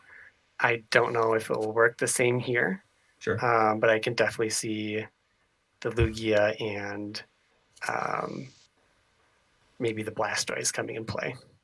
The question I have for both of you, the most important question is, do either of you think that Shadow Shelgon is actually going to make an appearance anywhere in this battle? I don't think so, although I really, really would like it to. It has play. It certainly has play against Zweilous. It has play against like Blastoise. It's got some play against Crafty. It's not like bad. I don't know if it's great. Yeah, so I can give you an update. So we're gonna be watching Game 3. In Game 1 and 2, they run identical teams at each other with identical leads and split. So Hang PJs brings Scrafty, Granbull, Zweilous, leading Scrafty, into Hump Styles, the Scavalier, Stunfisk, Marowak. Both games played basically identically, except for just tiny little adjustments and shifts. So we're gonna get to watch Game 3, and I'm not gonna spoil what the teams are, because I don't want to spoil the possible Shelgon yet. But we're gonna take a look at that, and we're gonna take a play-by-play through these battles. So let's take a look at our beginning here, and let's see what our analysts think. So we'll fire this bad boy up. And we see the Scrafty lead again into an Escavalier. So you're right. So this is not great. Escavalier's here. So at this point, what are you thinking, Kim? I'm thinking Hank PJ is going to get out of here as soon as possible if he wants to preserve this Scrafty. I know, like, my favorite thing about Scrafty is really getting going, and you just have no opportunity here. He's going to need to get out of here, and I'm excited to see. I'm expecting either the Lugia or the Blastoise to be swapped here, right? And just basically, it's going to be overpowering this SCAV for the rest of the game. Yep. So we'll get rolling. We'll see. Something that we sort of saw through the other matches is that he actually leaves the Scrafty in for a bit. Okay. Like this happened in the other matches too, where I think the part of the strategy was just to pile some damage on the SCAV because it's kind of squishy. It is. And we actually see a shield used in the lead. I think maybe just with the theory of if you can get through. So we actually see the SCAV switch out before. It's interesting. You know what? It's kind of interesting to see what happens here. Yeah, and a good choice to bring in Zweilous, which loses hardest to Escavalier. Right, and so what we're at now is that we've got Zweilous versus Stunfisk, but Hump Styles has a shield advantage with Stunfisk. So this isn't a gimme matchup for either of these players, is it? No, Stunfisk is really tanky. It's going to be these Dragon Breaths they're going to be piling on, but it's just so tanky. And Zweilous is really not. It's got the attack stat, but it's not able to take these charges that well. Right. And had a lot of energy on this. And there's nothing complicated for Stunfisk here, right? You're just throwing straight mud bombs. Yeah, straight mud bombs. Discharge is going to be resisted, and it's actually better for him because it is less energy. It goes for the Dark Pulse as well, just to see if maybe the Stunfisk player is not willing to shield, and he does get the shield, so we even out on shields here. Right. At this point, are you thinking about just letting this wireless go? Ooh, I think you really want to win switch advantage here. I will spoil it. We didn't get to see it, but the extra Pokemon for Hank PJs here is Blastoise. Okay, so he does have the Blastoise. So he did bring the Blastoise this time. That's the one adjustment. We don't know. So far, we know that the Pokemon have been identical. We've seen Scrafty and Zweilous in Game 1 and 2. We've seen Escavalier and Stunfisk in Game 1 and 2. In fact, these games have played almost identically so far. So it's kind of interesting to see. And there's the second shield. I was worried about that second shield and making sure that he was getting. I think he was a little worried. I don't think he was able to get to the Dark Pulse. We're going to see if this Body Slam does KO. How much? A little bit of lag. Yeah, I would let it go. Well, Stunfisk also, he still has a shield, so he's preserving the shield for Escavalier, I think. Although it's so low. Right, these water guns are going to take it down very fast. I think the thing we don't get to see here is every single game so far, the last Pokemon for Hump Styles has been a Alola Marowak. It's been a Alola Marowak in every single game so far. And if it is indeed that Alola Marowak, we're gonna see a Blastoise have some fun here. Oh yes, wow. He did hang on to that shield though. They're not going to help much. I don't know that they're going to help much. There's no beating here. All he really needs to do is get to another Hydro Cannon. The question is a Shadow Ball going to come through and be enough? Because he's going to need a Shadow Ball and possibly another Shadow Ball. Yeah, Blastoise. I don't think it's going to be, Blastoise is a big turtle. Yeah, it's a big turtle. Yeah, and even getting a Blown Club at this point. But you know what? We'll see. I don't think it's going to take this Blastoise. Nope. That is so close. Oh, and he gets check out the HP on this. This is game 3. This is the deciding game. I love that it's being decided by a Blastoise. I love it. Well, that was very smart to bring in Scrafty there into Escavalier. I wouldn't have done that. He was able to get rid of it before getting to that because it did have a little bit of energy. I think it was very close to a charge move, so he was able to get rid of it and delete that energy. That was big. Yeah, and in every game, it seemed to be that the Escavalier was there and it was always a problem. But yeah, they basically PJ's just always sort of like double teamed it or triple teamed it and found a way to get it dead, despite the fact that it should beat all of his Pokemon in almost every matchup. He just never really let him play any of those matchups clean. Yeah, it's predictable. He out-neutraled it very well. That's basically he out-neutraled it. Very, very, very well played by Hank PJs. And an adjustment. I mean, that was the only adjustment any player made to their lineup the entire time. And that Blastoise comes in. I also have to regret to inform you that also means that you do not ever get to see the Shadow Shelgon, as that was Styles' second loss. So riots in chat if that was your thing. So that's in the chat. Good games, though. Yeah, they were really, really fun to watch. I'm sure that all of these games are gonna trickle their way out in the next couple of days. So you'll get a chance to watch watch them for sure. Excellent. All right. I think we're ready to throw back to our casters as well. So enjoy the rest of your. All right, that was some really exciting action.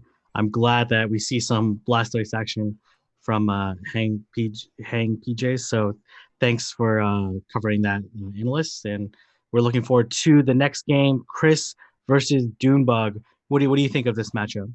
What Pokemon do you like? What do you think is going to be strong? Wow. So before we saw Dunebug with the backline of Gallade and Frostlass and trying to get the shields down and just close with that. How does that match up here? It looks like the Frostlass is looking quite nice against everything but the Umbreon. Even against Umbreon, you have that neutral ice coverage. Yeah, there is some bait dependent issues there, and the Blaziken will charge up quite quickly to the was it the Blaze Kicks? So there are things to threaten that Frostlass for sure. Honestly, I'm secretly hoping that we get another Hyper Beam from that Obstagoon again. I think Obstagoon looks pretty good against this team, right? Obstagoon obviously does very well against Umbreon, right? Probably does okay against Noctowl. Probably does well against Bronzon, of course, right? Probably does pretty neutral with Venusaur. Probably slightly loses. Obviously has to struggle against Blaziken and Ninetales. But I think we might see some Obstagoon action because it does have quite a few positive matchups. So what if that Blaziken does have the Stone Edge and then can threaten the Charizard and the Mantine, and then it can also threaten? Obviously it can go for the Fire move against Frostlass, but then it can destroy the Obstagoon and the Bastiodon and still maybe have energy to threaten the flying types if it has that Stone Edge. Yeah, it's definitely a possibility. I definitely see like Charizard being paired really well with Obstagoon in this situation, right? Like Charizard actually looking like very good to protect Obstagoon in his matchup. So, but that Stone Edge is a big threat, and those counters add up against Charizard. So, pretty interested in seeing how they're going to play this one out. We are going to be seeing from Dunebug's or Chris's point of view, I believe. I think this is Dunebug's perspective. Definitely. Yeah, it is. Okay, one or the other. Into the Alolan Ninetales for sure. We are seeing from Dunebug's point of view. This is interesting because it will be going to the Bubble Beam just to reduce the amount of damage the Charm's doing. Just notice how much Charm is doing right now versus after the Bubble Beam here. But I'm actually the fast move there. Going with Wing Attack, and Wing Attack was probably more favorable against Holden, but I'm not sure if it's actually necessarily better here. And I'm actually a little bit surprised that Dunebug just didn't go for the Bubble Beam right away because like he's not going to threaten with the Ice Beam. But I guess he was trying to bluff with Aerial Ace potentially. But I don't think the Alolan Ninetales would shield. Right, and the Aerial Ace isn't the greatest move either. So I tend to agree. Just get those Bubble Beams out. And now this Psyshock is going to come through. I don't think it's going to be enough, but this Mantine is just going to get farmed down. And it can debuff the Ninetales as much as it wants, but it can't kill it. Okay, the Bubble Beam landing here. It's not going to be enough to take the Alolan Ninetales out. And so Mantine going down at equal shields, losing the lead. And they do. They do end up shielding here because those wing attacks would have potentially added up to flipping the matchup. Yeah, so it looks like Dunebug did elect for that Obstagoon Charizard pairing, which is what we expected. So we're going to see how they're going to respond to this Charizard. Okay, Charizard... with the Blaziken here, it is charging up to the Blast Burn, going for the Dragon Claw. It's at a shield advantage, and with its flying subtyping, it's in a pretty good spot against this Blaziken, unless the Stone Edge lands. Fantastic for Dunebug here because now this could be Stone Edge range, so you're probably going to shield, but you have two shields, and you know since the Blaziken is coming in, the Charizard is likely to be good against the backline, and with Blaziken and Alolan Ninetales out of the way, Obstagoon is going to be able to do things, and here comes the switch, and it's a Blast Burn onto the Noctowl. Does it go through? There's no way he lets... Oh my gosh, he let it go through. Noctowl lets it go through, no way. And it's such a hard-hitting move. Now doing the neutral counters against the Noctowl. Obstagoon can definitely tank a Sky Attack here, farm down the Noctowl, and have energy there for the next Pokemon, which will be Blaziken. Although it is counter damage, so it's going to be doing double super effective here. Dunebug was strategically letting the... Yeah, but it doesn't matter. This matchup's over. Even with the double super effective counters, Obstagoon likely going to be able to take out the Blaziken anyway, so doesn't even bother shielding. But yeah, kind of predictable what we saw in both lines. I'm actually a little bit surprised bringing both Alolan Ninetales and Blaziken, hoping to double cover against the Obstagoon, but unfortunately was not able to match up against either Pokemon and left them very vulnerable. So if Chris is expecting the Charizard Obstagoon backline, I'm very surprised he came in with the Blaziken, because if he just came in with the Noctowl and matched up the Noctowl into the Charizard, and the Charizard had switch advantage, I believe the Noctowl had switch advantage there, so he could have matched up the Blaziken into the Obstagoon there, right? I am, to be honest, I'm not really sure why. I think it was very predictable. The Obstagoon Charizard core was very strong against Chris's line. But again, like sometimes these elite battlers are pretty hard to read. Could have been Gallade in the back. Could have been like it could have been Frostlass. It could be a number of different Pokemon. Right. So it's kind of hard to make that read sometimes. Yeah, we are getting to see this after the fact, so it's very easy for us to kind of like sit here and think, oh, well, they should have done this or that. But this is the reality. We're about to see the second battle here from Doombug's point of view. Any second now, it's going to be starting, and we are seeing the Charizard versus Umbreon. This is a winning matchup for Umbreon just because of the amount of just sheer bulk on this Dark type. Exactly. And this Charizard can threaten to chunk this Umbreon with the... Oh, and it got to the Blast Burn. So does it ever get the Blast Burn damage and then get out of here? Because then it will maybe flip it for later. It's definitely a possibility. This Blast Burn does a lot of damage. Okay, but, Charizard getting a neutral hit from this potential foul play here. They'd consider switching out just because that foul play doing almost as much damage as the Blast Burn did, but they're going to get to it much quicker. Right, and this is interesting. Since the Blast Burn came through, this Umbreon is getting quite low. It's taking a lot of damage from these Fire Spins, but as we know, Umbreon is just so tanky. It's going to get to more foul plays. But does he just throw the Dragon Claw and try to KO here? He's counting the Snarls, perfectly counts the Snarls, and is throwing the Dragon Claw at the same time there would be a foul play, I believe. Now, he's got 2 Dragon Claws. Is there any possibility that he gets both before the Umbreon gets to their foul play? Yeah, he doesn't throw it, though. He goes for the farm down. What is going on here? What Umbreon had energy, but it didn't throw. You would have to think Umbreon had energy there. It definitely had energy. And it gets to a Blast Burn here. This Charizard putting in so much work against this team. Blast Burn threatens just about anything. And this Noctowl taking it again. Wow. Deja vu. The Noctowl taking a big Blast Burn once again is able to farm down here. Now we have the Obstagoon and the Mantine for the back line. And what will he come in with? He comes in with the Obstagoon and is looking to switch right away. Maybe he's trying to switch a Sky Attack? Okay, it's going to be taking a Sky Attack here. Only neutral damage. Noctowl on the bulkier side. Not going to be doing as much damage as you might think. A Sky Attack is a very good move. Obstagoon taking it fine. And they're opting to switch out and Mantine counter switch. The only thing threatening from this Blaziken is a potential Stone Edge. And it's getting bubble beamed here. Wow, Doombug putting in work. Like, if you ask me, Doombug led Charizard into... into Umbreon, who wins that lead. I would say Umbreon wins that every single time with even shields, but Doombug Stone Edge, and get the Stone Edge blocked. There's the Stone Edge.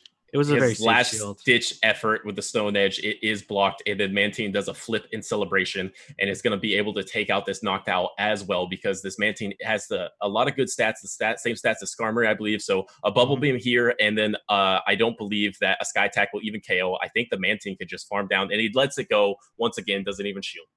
Yeah, this Noctowl is getting knocked out before even fully finishing the battle here. Wow, knocked out owl. Wow, so Doombug able to utilize Charizard very effectively. You would think Charizard's a very glassy Pokemon, but in the right conditions, that Blast Burn is so dangerous. Okay, Tropius against... Okay, that doesn't make sense. Seems like that's a future we battle. Got ahead of ourselves. That's a future, right? So, what did you think of the match? Well, to add to your point, King, the fact that he didn't just win the one shield matchup to secure the switch advantage, he came out of it with energy and Blast Burn the Noctowl. How the heck is that possible? I don't know how that's possible. Look, I think I think there's quite a lot going on in chat right now. Like, what happened with that foul play? Because surely the Umbreon had a foul play ready to go. Yeah, so he got up to 2 Dragon Claws plus a Blast Burn, which and what there was like which is like 12 only 2 turns. Foul plays that went through from the Umbreon, which is 12 turns, right? So it should have been able to get to it, even as it was fainting. So, but it looks like we're going to turn it over to our analyst. Oh, where we are actually, the chat is saying that we need to say more, talk more. Apparently, we're not doing enough to earn our paycheck. So let's keep talking about it. Wait, you get a paycheck? Oh, okay. Well, this is getting a little bit awkward. This is getting. Appearance fee. Let's just call it that. Hold a second. We can talk about this later, AJ. King gets the appearance fees for here and in the club. So yeah, we can talk about this later. Man, Okay. Oh man, wow. But yeah, you would have to think that Umbreon within those amount of turns would get the 2 snarls. And I think I'm getting word that we might be ready for the analyst now. Yes, we are. So let's. Okay. Yep. No, Butters, looks like you pulled the trigger a little too early on that one, and couldn't get off the foul play like that Umbreon, right? So, yeah. I was storing a lot of energy, and I tried to get it off, but it wasn't ready, and I died to Fire Spin. No, so that was a kind of really perplexing matchup. I don't quite know. Okay, so we're ready now. So let's turn it over to our analysts.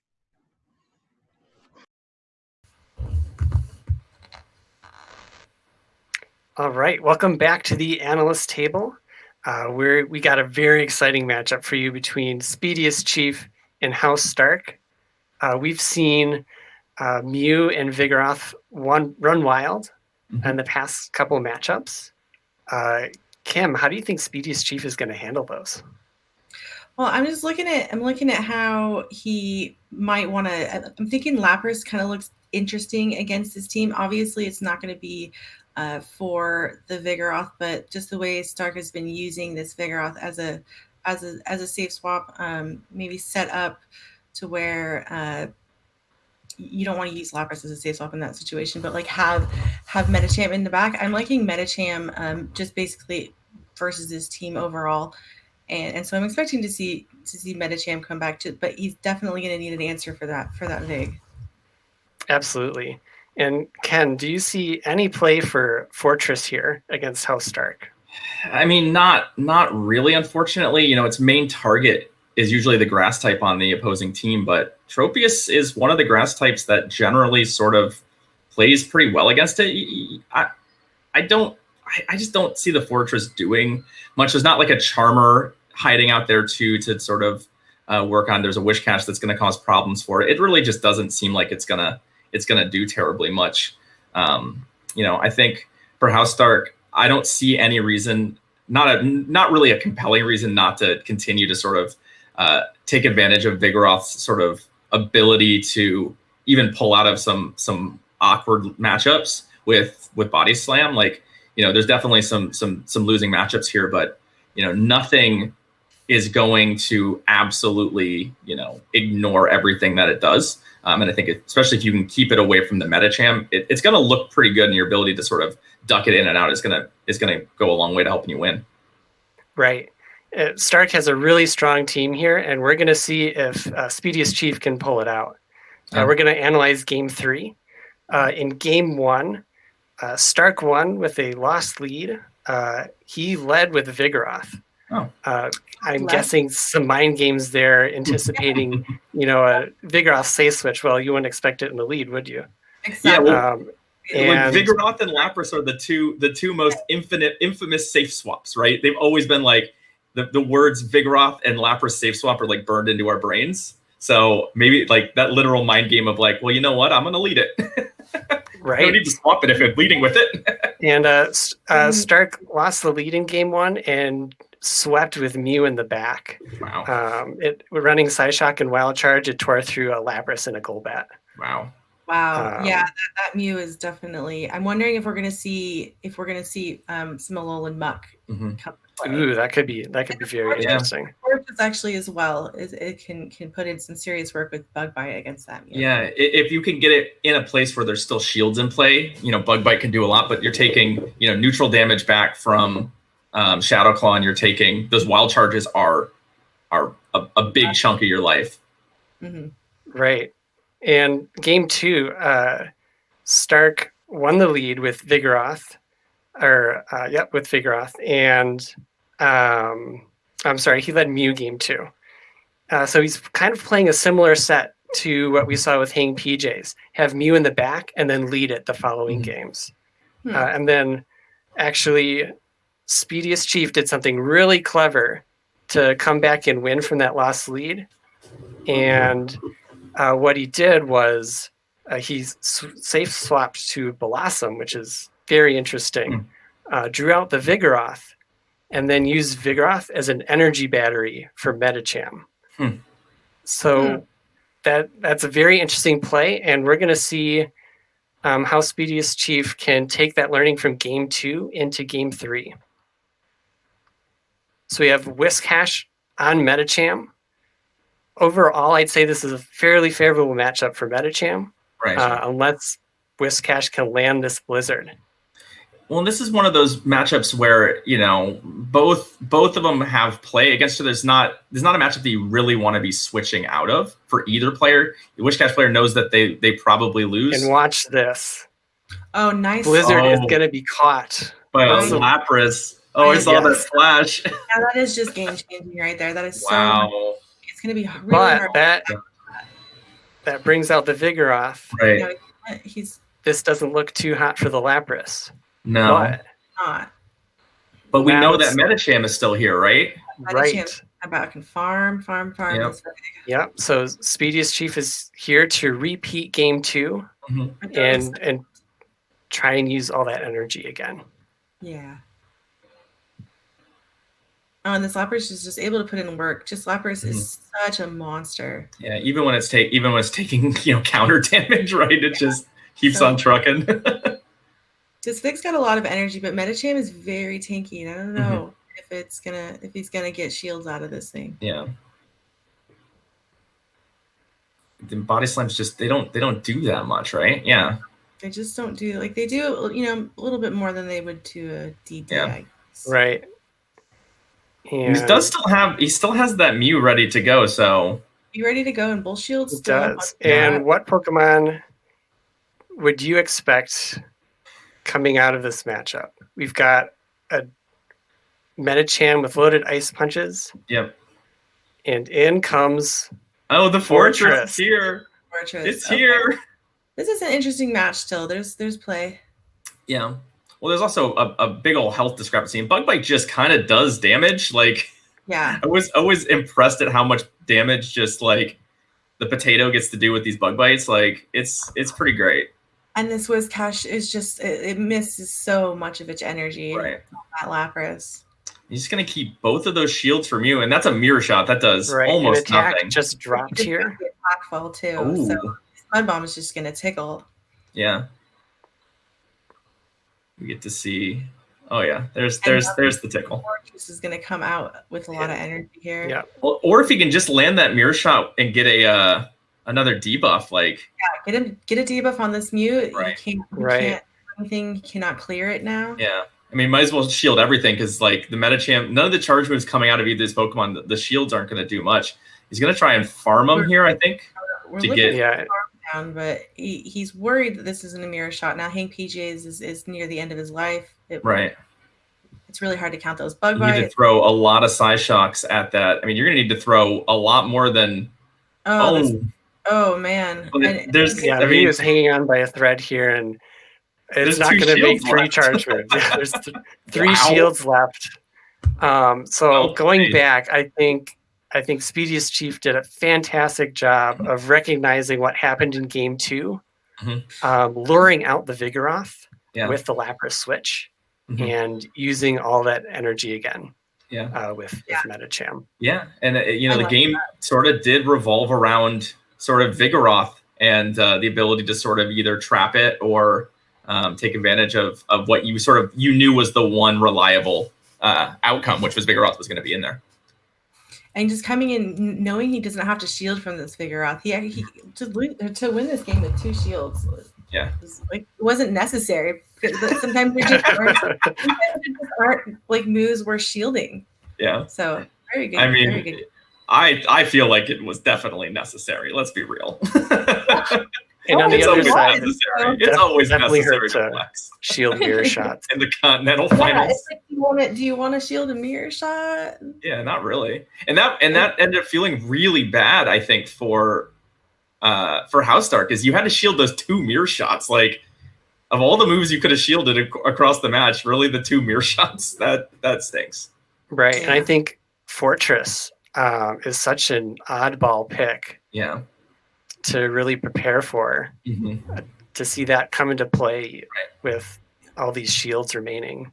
And it didn't have mirror shot in a lot of the cups that we've seen it in before. So that's it's not a great move, but it can really change the game. That just getting that debuff. Well, the attack debuff we see here makes it so that you have a lot more health to work with when the Mew comes back. So Like that ends up being a pretty great little piece of luck there, because it definitely means that Mew came out with less health. I don't know that he's gonna get to 3 charge moves there, but still, like 2 side shocks and a wild. Yeah, it was gonna be rough, but wow. All right. All right. Well, that was some very exciting games.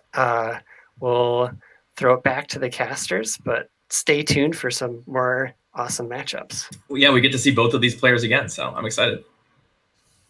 All right, thanks, guys. Okay, thank you, Analyst, for showing off that.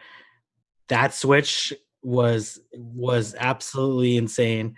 Speediest pulling off what many people would say is an upset, but those in Florida would say that was expected, right?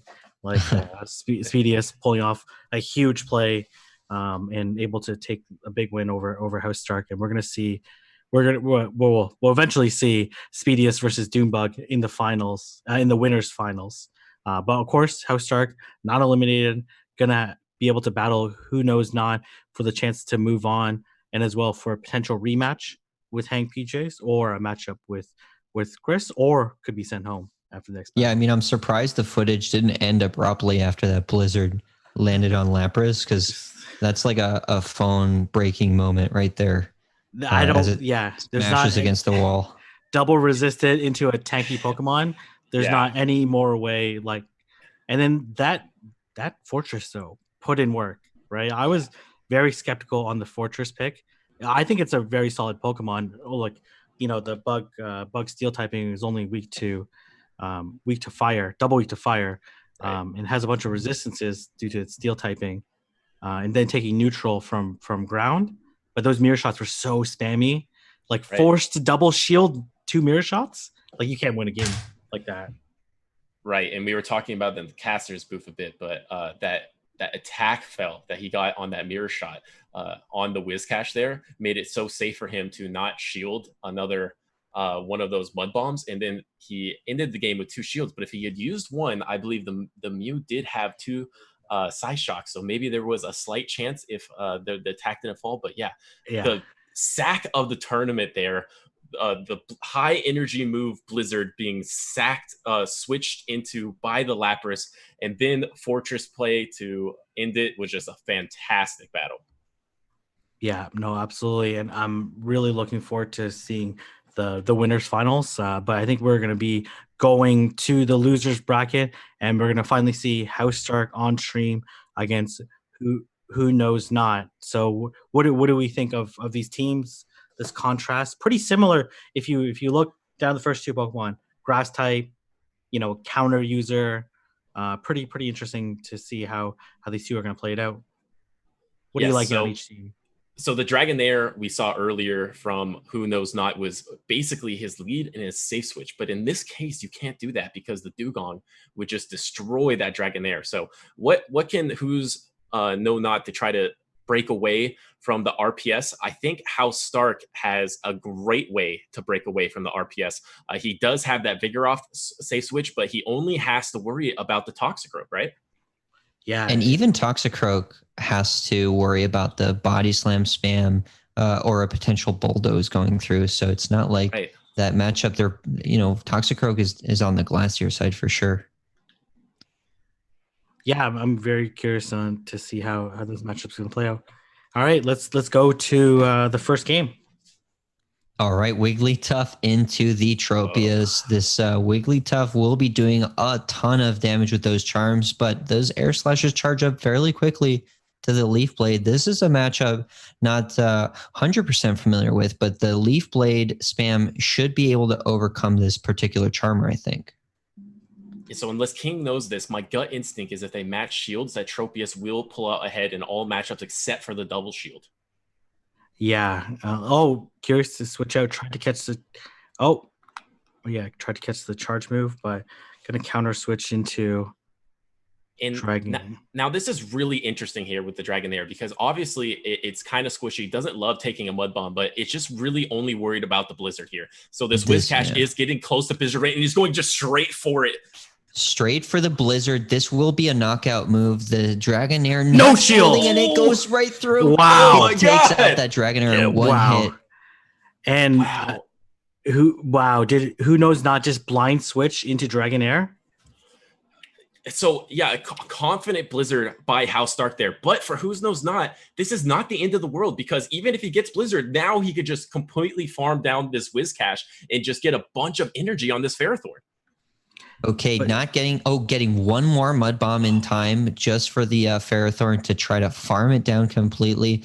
It will put the Ferrothorn into the yellow, but again, it is charged up quite a lot of energy, and it has still one remaining shield. So it's going to have to put a lot of pressure onto these two Pokemon remaining. Right, and we are waiting for the switch timer here, and he's going to go straight for the aerials, but no, is this going to be the bait, or is he going for the flash cannon? He is going for the flash cannon here. If Tropius doesn't shield, it could KO. And will we see a shield? No shield. Will this KO? Wow. No shield from the Tropius, and it goes down with 2 shields. Vigoroth is in a great spot. It does fear those charms, although it's only doing neutral damage at this point. You should be familiar with this matchup if you can remember. Back in the day when we were running, I believe it was Jungle, right? Wigglytuff made its debut with Charm against this counter user, only taking neutral damage from the charms. Yeah, and I think this matchup is going to be a wrap for House Stark. Going to be able to land one more body slam afterwards and be able to finish off this Wigglytuff. Right, and House Stark deciding that his win condition of leaving Vigoroth on the back with 2 shields would be a really good win condition for him. So he was able to pull it off in this match, and now he can just go ahead and farm down this Ferrothorn. It will get to the power web. He can go ahead and shield this and then just counter it down for the victory. I like that strategy by House Stark to try to get Vigoroth in the back with 2 shields to close. It worked out perfectly here. Yeah, I'm curious what happened in that matchup in the lead. Did who switched out first? I thought House Stark. So it was a blind switch. We're actually watching. I was looking at chat. Who knows not confirming that it was indeed a blind switch. Because if he would have switched into Ferrothorn, that might have been a very different matchup. Because he would have been able to leave the matchup with 100 energy, probably in yellow health, probably would have been able to take a shield and would have went to the last matchup, Dragonair versus Vigoroth, pretty even shields, or potentially even the shield advantage. Interesting to see the blind switch there, because yes, if you have a good grasp on the opponent's team and you know what you want to safe switch into, doing the blind switch will give the opponent less of an energy lead. It was a very dangerous blind switch, especially because I understand if the blind switch would have occurred out of Dugong, like if they would have, because honestly, if that Dragonair was switched into a Dugong, then that would have been over. Right. So very curious switch there. But again, sometimes you want to get every advantage you can or not give your opponent as much advantage as possible as you indicated. But the matchup might have been a little bit different if it would have actually went into Ferrothorn and farmed down. Definitely, yeah. All right, so we're probably ready to get into game number 2 here. All right, now we're seeing that Whiscash going into the Ferrothorn. Well, Ferrothorn gets its revenge. Ferrothorn gets its revenge. Happy to see you, right? It's saying, man, you thought you were getting away. Now I'm getting a Beedrill into the Dragonair. And this is fairly neutral just because they're both dishing out neutral moves, except for the fact that Dragonair does resist these X scissors here. Beedrill, not the bulkiest, neither is Dragonair, so they're just going to be slugging away at each other. I'm not sure actually resist. I think it's neutral. Oh, maybe it is neutral. I thought I was under the impression Dragon is neutral, but this is a good time for me to find out. I'm sure someone in chat will roast me about it. Yeah, you would expect the Dragon to resist little bugs, but maybe not this time. I think the Dragonair just wants to match shields so it can get the switch advantage here. Switch advantage in this matchup is key, as we saw with the lead, the Ferrothorn into the Whiscash.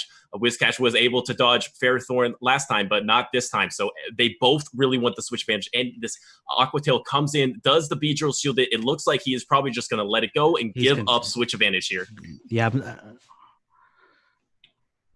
Okay, at the expense of being at a shield disadvantage, this Dragonair is throwing for the Dragon Pulse, the Mud Shot or the Mud Bomb from the Whiscash.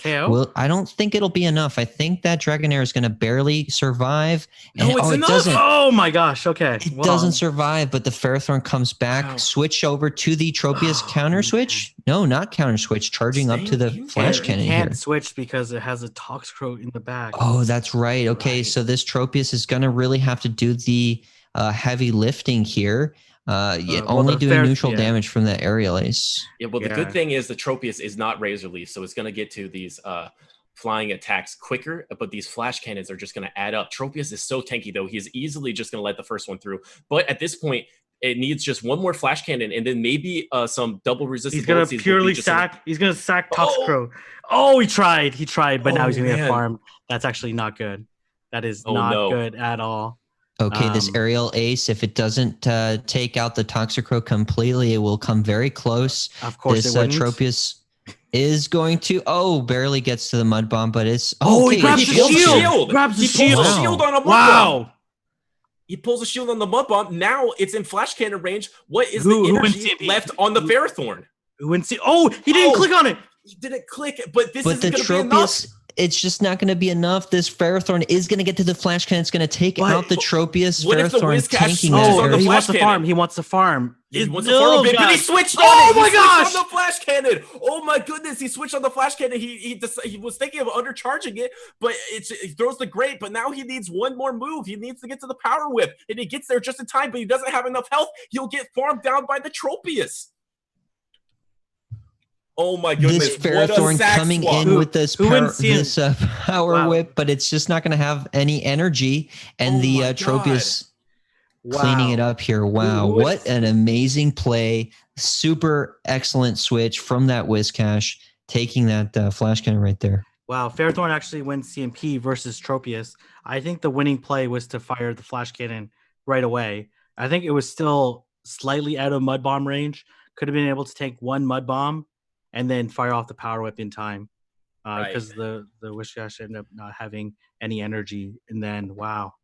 So that interaction is a bit of mind games, because if at this level, the counting that goes on, if the Tropius was counting, he would know when the flash cannon was. And then maybe were they afraid of getting switched on the flash cannon right at the start? So they're like, okay, well, let me just be a little unpredictable, get a couple of extra bullet seeds in, and then the huge sack swap onto the flash cannon, a game-changing play where Ferrothorn really had a nice win condition there after the shielded mud bomb by the Tropius, which surprised everyone here in the caster booth.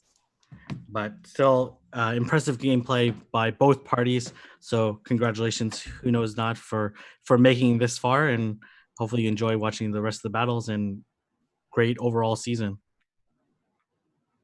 Yeah, definitely. Fantastic play there. Really close games, really entertaining games. So congratulations to all the competitors, really. I've really enjoyed the gameplay so far, and it's been high level, especially the last two swaps we've seen, the Blizzard swap and then this flash cut. Wow, that was all right. We're going to be turning over to the analysts to analyze some of the offline matches. Okay. Yep. Okay. I'm seeing some blasphemy coming from chat. I am most certainly not paid here. So. Oh, now you're the paid one. Okay. Yeah. Clearly. When are they gonna say I'm the paid one? Is it more insulting to be them not saying that you are? Yeah, it's more insulting that I'm the only one that's not being paid here. They're like, who's gonna pay this Butters guy? Well, I would pay for you to be a caster. So we're gonna turn over to the analysts. They want us to stop talking. So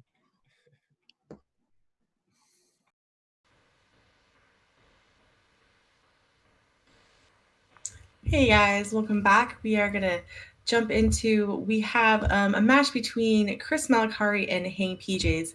Now we're looking at their teams, and we've got a lot of really volatile matchups on these teams, in my opinion. And we saw you didn't see, but I saw in game 1 and 2, very RPS, a lot of RPS in this. It was very lead dependent, and we're going to see in game 3, basically who wins the lead is kind of important in these matches. So we're going to jump into, what do you guys think of these teams? Yeah, I mean, I think I'm seeing the same thing. I think I'm saying the same thing you're saying, which is, you've got a Zweilous on Hank PJ's side, you've got a Charmer the other way. You've got, an Umbreon and a Charmer on the other side too. You've got a lot of these matchups that feel like if you get locked into them, you're just in real trouble, right? You don't really want to see your Ninetales fighting a Melmetal. That's the kind of matchup that you're just never. There's not a lot of scenarios that you get to play out of that. So like I look at the two teams and try and find some of the safer options. And even when you're like, well, Blastoise seems safe, it's like, well, but there's a Venusaur hiding there, right? It seems really like it'd be really challenging to comp a team here that isn't necessarily that. And I would, my gut tells me like, if you could maybe purposely sack swap something to clear the way, that maybe that's a strategy that could yield results. Yeah, I'm not seeing a whole lot of play for like the whole scissor strategy, like you said. So we're gonna see. We're gonna practice. I just realized that it's Van Usauer. I love it. Everyone in chat needs to nickname their Venusaur's Van Usauer now. Van Usauer. Did I say that? He said that. No, that's just what it says on the screen. Van Usauer. Oh, nice. Starter's getting a new nickname. I know. We're just sassy. I love it. I intend to do it. All right, let's see these battles. Yeah. All right. So jump, and we do see. No, this is just terrible. So we've got the. Oh no. So we're just gonna go to town, and then we see now we've got in the swap. Now wow. He's gonna try to like disrupt this Melmetal's energy, maybe hoping he doesn't have a second counter to this knocked out, and then that Ninetales can play later. Right. This Melmetal, but we're gonna see. Well, first of all, we're gonna see. There we go. He does choose to take it because at this point But I like the swap. Yeah, like essentially you feel like your opponent's going to come in with something that's going to counter you anyway, so there's no reason to give up a shield there. Like you fully expect to be hard countered with the swap in. The Blastoise doesn't quite do the hard counter job, but it's going to be awfully close here. Disrupting this energy. He actually is. Wow. Now this is going to be. Is this going to be something that's going to come back to hurt Hank PJs later? What is he come in here? Is he going to come in and farm with just a little bit more with Melmetal? What is he going to do? Now we get to see that Lugia come in. So now he's shown his whole team. Now how is Chris going to deal with this? He comes in with this Ninetales because he does know that Melmetal's in the back. Right. But Lugia is such a powerhouse. It just, this is definitely an interesting place to be because, there's a couple Pokemon that can really ruin Melmetal's day back here.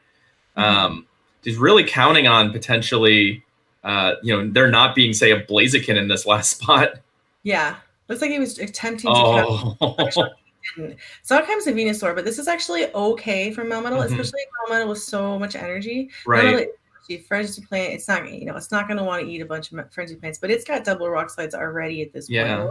He's gonna go up for 2 again, probably block this, maybe deny Vine Whip in between these rock slides because I'm guessing he's gonna throw these back to back. I'm wondering if Hank PJs, when that knockdown came in, made some deductions about what Chris had run, basically going, "Oh, you don't have anything that even remotely is good here." So I'm not worried about the Blaziken. The Blaziken's really the one thing on the team that absolutely sort of, embarrasses the Melmetal. So I'm wondering if he used that as a read to make that decision on the Lugia come in. Yeah. Now he let the Venusaur go, and now Venusaur wasn't going to outpace Melmetal and the Alolan Ninetales certainly. This game is basically over. Yeah, I feel bad that I before the battle even started was like, you really don't want to see Alolan Ninetales versus Melmetal.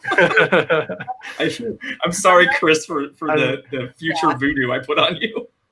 Yeah, unfortunately, for this problem, having a team of Scrafty and Spylus, you're asking for an Alolan Ninetales lead, right? And I think just sort of leaving them both on the bench and going, I know my opponent is going to bring in that Ninetales. I know I'm going to have good matchups against it. Ends up really paying off for Hank PJs in this match.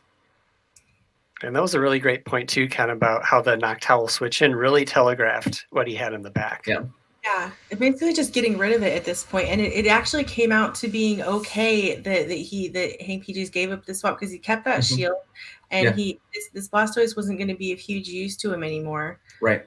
So he allowed him to save the Melmetal. He's got so much energy. So Yeah, really well played. And I think just both winning the lead and both having that intuition that to think ahead of losing the swap and being okay with that. Right. Yeah, was good. Yeah, it was really well played, and I think Chris, I think you're right. I think got baited into bringing that Alolan Ninetales, and Hank PJs took advantage of that here. It's like, I knew it was going to be here. I want to make sure I'm not gonna give you that rock paper scissors option. I'm not gonna make it so that the game comes down to that. We're gonna play around the one thing that I'm confident you're going to bring. In which case was that Ninetales there. And I do like the little okey doke there too of getting that shield with the Lugia before getting out. Since I think he made that stone cold read on like Venusaur being in the back once we saw Noctowl come in.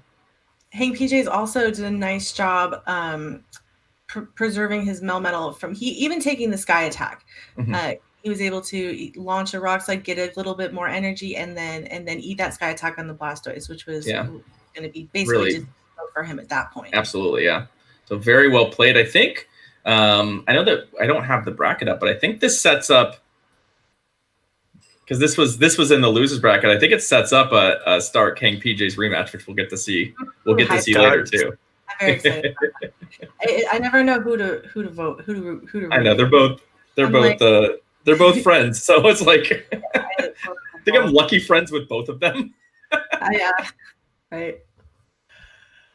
Speaking of lucky friends, man, I know. Can't wait to see you again.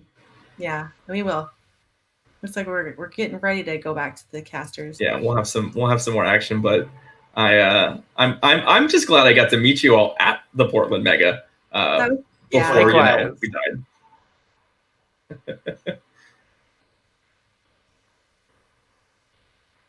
All right. All right.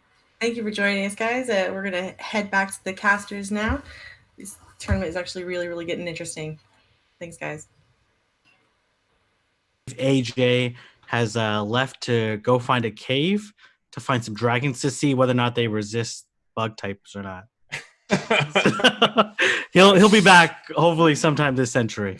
That was fantastic. I didn't know where you were starting out with that, but I love it. Yeah, he's going off to do some real life research to find the Pokemon typing, and he will be back shortly to give us the results. I think he's going to attempt an X scissor to see whether or not it actually does any damage. So I'm curious. He was showing off some motions, right? Like I don't. Yeah. He was. Yeah, I saw him preparing. Like when he thought we weren't watching, he was kind of doing some. Yeah.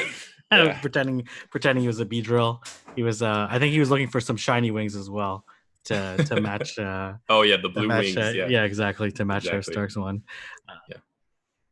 We're gonna go ahead and take a look at the bracket. So looks like it is going to be a rematch in the losers bracket between House Stark and Hang PJs. Do you expect any different outcome in that matchup? Wow. Okay. So this is going to be interesting. Yes, I definitely would expect something different. As soon as we get a look at the teams, I'll try to go in more specifics. But I believe it was House Stark winning the first matchup versus Hank PJs, right? Yes, that's correct. And then and then we also have the winners finals, which is what we're actually going to see next, between Speediest Chief and Dunebug. What do you think of this matchup? What do you like on either side? Fantastic. Okay, so this is very interesting. Obstagoon feels like it has some play. It feels like it has some play here because it's quite good against a Fortress, a Muck, a Lapras. It resists those Shadow Balls by the Golbat. And I believe in a neutral matchup against a Blossom, I'm not sure what comes out on top, but it seems just fine. It's only really worried about the Medicham. And really, if it gets those Night Slashes against the Medicham, it does some decent damage. So I'm looking at Dunebug's Obstagoon, and now I'm thinking, what does it pair with it? Mantine looks pretty good. The Galley does okay with it as well, but I think probably Mantine makes a little bit more sense. It has the Ice Beam for the Golbat, has Wing Attack for Medicham. it's going to take neutral from the Psychics and the Ice Punch. I mean, even Charizard in the back could be potentially threatening to this team, right? Because you got, of course, Fortress and Blossom and even Lapras there with an energy advantage. Those Blast Burns are going to sting. Yeah, no, absolutely. Blast Burn hurts us pretty much this entire team. Yeah, definitely. We could very well see Dunebug going with the Obstagoon Charizard backline like we saw before with the Mantine lead and maybe taking advantage of some of those bubble beams adding up in the lead position against anything. Really, it probably wants to see anything but Lapras. And even if it sees Lapras has to go for Skull Bash anyway. Yeah, absolutely. Let's go ahead and get to game number 1 of the winners finals. Huge game here. Let's go. All right, y'all are predicting the Obstagoon, Gallade coming in against the Medicham, going to be doing neutral damage with those confusions. Of course, putting in work. Medicham forced to switch out. Lapras coming in, counter switch to Obstagoon. What is this, Ultra League? Yeah, seriously. This is actually pretty interesting because this Medicham could get a pretty decent farm, and Gallade is not going to want to take too many Psychics from Medicham. So I do expect like a strategic farm, unless you think he can win back switch advantage. I don't think. Yeah, definitely Speediest Chief going for the Lapras safe switch, and this Obstagoon looks like it can just farm down. But no, there is a Surf coming up, so it looks like he has to shield this and lose the shield advantage here, taking the switch advantage but losing the sewer advantage, but will have some energy banked up here. Maybe Hyper Beam energy? Is that possible? Okay, it's getting dangerously close to those Hyper Beams, although it is more efficient to just go straight Night Slash here against that Medicham for sure. Yeah, but if he gets a Hyper Beam to go through, no, he doesn't go for it. There's no way. Like, the counters took out like a quarter of his health, right? So yeah, not going to do very much damage with these Night Slash. They're not very strong moves, but able to get off one more, which is going to be pretty clutch. Because I don't know, it could have potentially got through, and it looks like this Medicham is not wanting to shield. It is at half HP at this point. That Gallade is going to come back in. Honestly, 2 good options against the Medicham. The Gallade will be able to charge up, and look how furiously Speediest Chief is switching to the Alolan Muck. Yeah, he was just looking for that switch window, and then he gets to it. And now it looks like this Gallade is going to have to use... Oh, it's going to let it go. Interesting. It's going to just let this Dark Pulse go. How close to dead will this Gallade be? Wow. Saves the energy, knows that it's going to win CMP later on. But that is kind of a dangerous maneuver. Let's see how this is going to play out. Charizard going straight for the Dragon Claw, though. Blast Burn would be a knockout blow. This Alolan Muck can definitely take a Dragon Claw, and he gets the shield. He gets the shield now with the combined damage of those Fire Spins. I think that Dragon Claw might be in range, and it gets the CMP before the Dark Pulse. A little bit of a miscount there, letting those go through. And Charizard could switch if he wants, based on the current switching. He doesn't switch. He does take this Dark Pulse, and does he let it go? I believe at this range, the Charizard will die to the Dark Pulse, and he just goes ahead and lets that go. And he just barely lives. He tanks the Dark Pulse, but not enough for the Alolan Muck to get a few snarls in before. And it looks like that Gallade is going to have to commit a shield here. It does have some energy. Is it going to be able to confusion down, though? It's going to throw into... Oh, man. It does not have time. Wow, was not able to throw because switch mid confusion, able to get the counter in and the Ice Punch. That's actually absolutely insane. Wow. The switch mid confusion, as you're saying, that is such a high level strat from these players, right? Because they're watching those animations. As soon as they switch, they know that, the Gallade will have charge move priority over me. So they're just finding a win condition where there might not be one. Yeah, Dunebug's plan was to confusion down the Muck, but the Muck was not going to stick around. The Medicham was only 1 counter off and was able to land that Ice Punch. Very nice. Right. Yeah, exactly. The counter and then the Ice Punch. And a lot of these top players not only count the moves, but can actually count the turns of the moves, right? Okay. So if you can count the turns of the moves, you can do a couple things. You can maybe cut off a fast move, or you can prevent for them sneaking in an extra fast move. And in this scenario, able to be in mid-animation, mid-turn, of this confusion, able to sneak in that Ice Punch for the victory. Fantastic play there. Yeah, very impressive play. So I think we're going to go on to game number 2. And let's see how Doombug and Speediest adapt to game number 2. Okay, oh man! Oh no! Does this remind you? This is like OG here. Now Frostless up against the Alolan Muck. Frostless going to threaten quite a bit with those avalanches. But with the energy advantage, it might end up being okay. Right, and the difference is these neutral avalanches compared to these super effective dark pulses. And as you can see, even the snarls are just adding up. So if there's just matching shields here, it looks like this is the Alolan's Muck's matchup for the switch advantage. I think Frostless can take spec switch advantage. It's going to be able to outpace the Alolan Muck. It takes 4 snarls each from Alolan Muck to get Dark Pulse. 6 seconds. It takes 6 seconds for the first 2, and then takes 5 for the last one. And it's got almost 2 Dark Pulses ready to go. The Frostless will expend a shield here, and it only needs to get that 1 snarl worth of energy to get the second one. But the Avalanche is being pressed on, and it will go unshielded. And does this KO? If it doesn't KO, he can get to 1 more snarl and take switch advantage, and he is going to get to the snarl, or does he get power? Oh, he gets the snarl. Whoa, it does not KO. He gets the snarl, and he does take the switch advantage here. The Alolan Muck gets to the Dark Pulse, and it kills the Frostless. It has no health left, 1 HP in the Dream there. Wow, Frostless going down. Alolan Muck is not even farmable here with a sliver of HP. Wow. So honestly, we're only going to get 1 move. That Alolan Muck to survive that avalanche. It's not over yet, you guys. This Lapras is going to be taking a Blast Burn before a Surf comes out, and they are contemplating a switch here. Okay. Going for the Blast Burn, I imagine a dirty switch out before the Surf comes through. Interesting. Was that the CMP there? And the Charizard could easily switch that, but it wasn't the CMP, so he does switch into the Bastion here. And now how much time does Medicham have to farm down? Because he doesn't have any super effective charge moves. He can just go for the straight farm down here? It has all the time in the world. These flamethrowers are not going to do anything.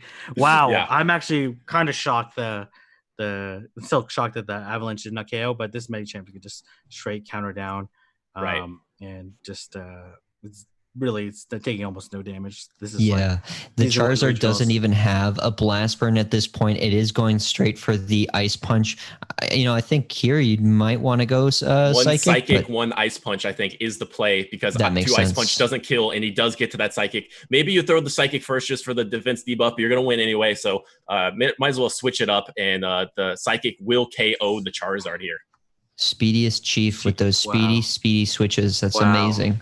Able to pull out the 2-0 win. Very impressive run. And now Speediest Chief is in command, as his name would imply, and now is waiting for the winners of the loser bracket to see if they can topple Speediest Chief. Very impressive run. Very impressive gameplay. Huge predictions, and with the right team composition. I'm curious the IV on that Alolan Muck there. I played in that matchup a bunch of times on the late switch, and I've seen Frostless win that switch, but man, 1 HP, that was actually pretty insane, because it played out almost exactly as I said. Like Frostless is able to get to that last that third avalanche before. Yeah, exactly. Wow, but one HP in a sliver, and that was all she wrote. Shout out to the Floridians that probably traded him some Alolan Grimers to get him that good IV Alolan Muck.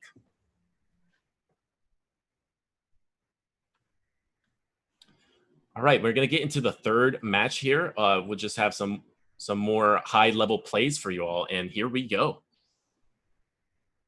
All right, Medicham versus Gallade. We are seeing Speediest Chief's Medicham going to have to switch out of this poor matchup. Lapras coming in.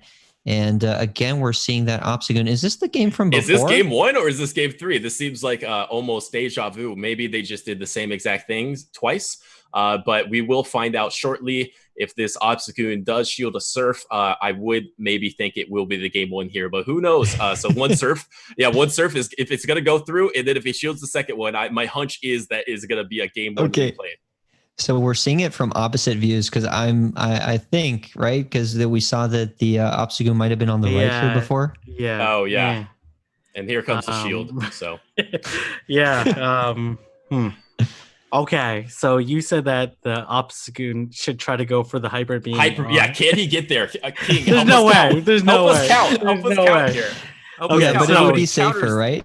It'd be safer to go straight Night Slash here. Isn't Hyper Beam 80 energy? Yeah, but he gets 2 counters here. He gets 2 counters. But, I feel like, but it's I don't know. He could get to it. There's no way. There's no way. Is it 80 energy or 75? I don't know. I think it's maybe he only got 1 counter in. I think it's 80 energy. Only able to throw 2 Night Slashes. That's 70 energy. Would have been that short. Makes sense. That makes sense. Would have been short.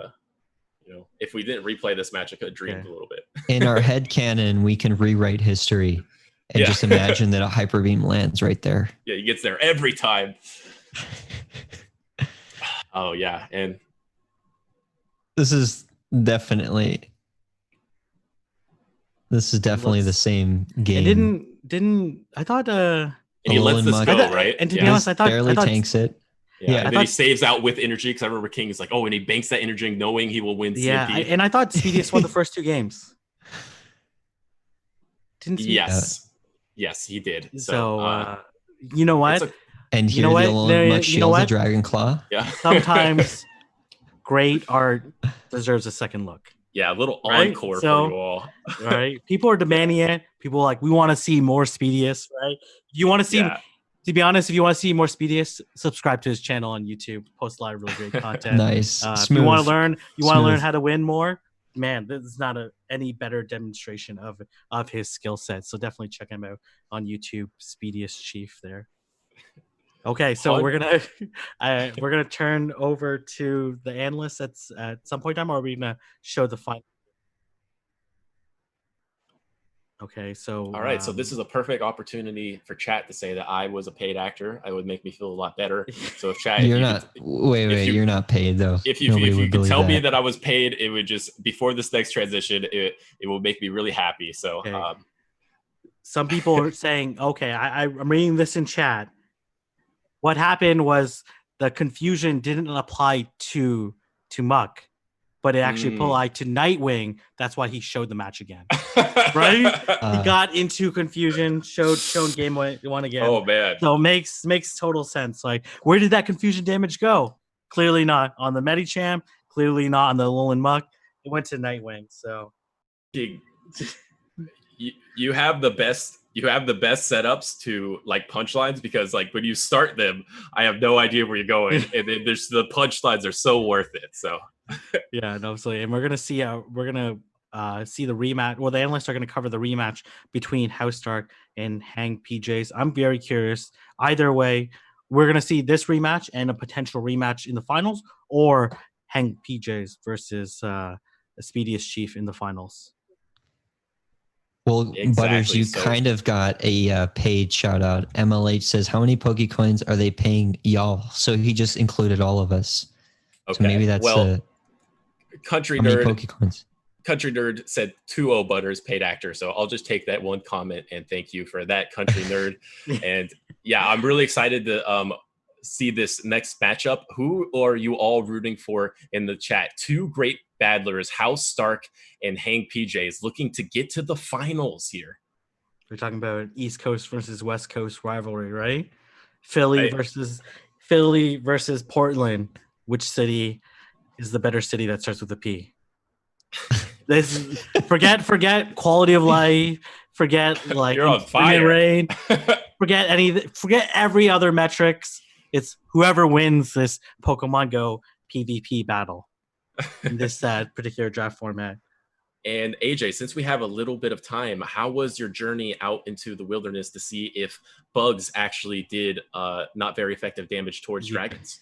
So I tend to learn from my mistakes and just stumbling through the dark as I did. Some people mentioned that I went into a cave. You're saying I went into a forest. I'll leave the mystique up in the air, and I won't answer where I went specifically. Cliffhanger. Cliffhanger, because we are getting to the analysts because they are ready. Let's go turn over the analysts.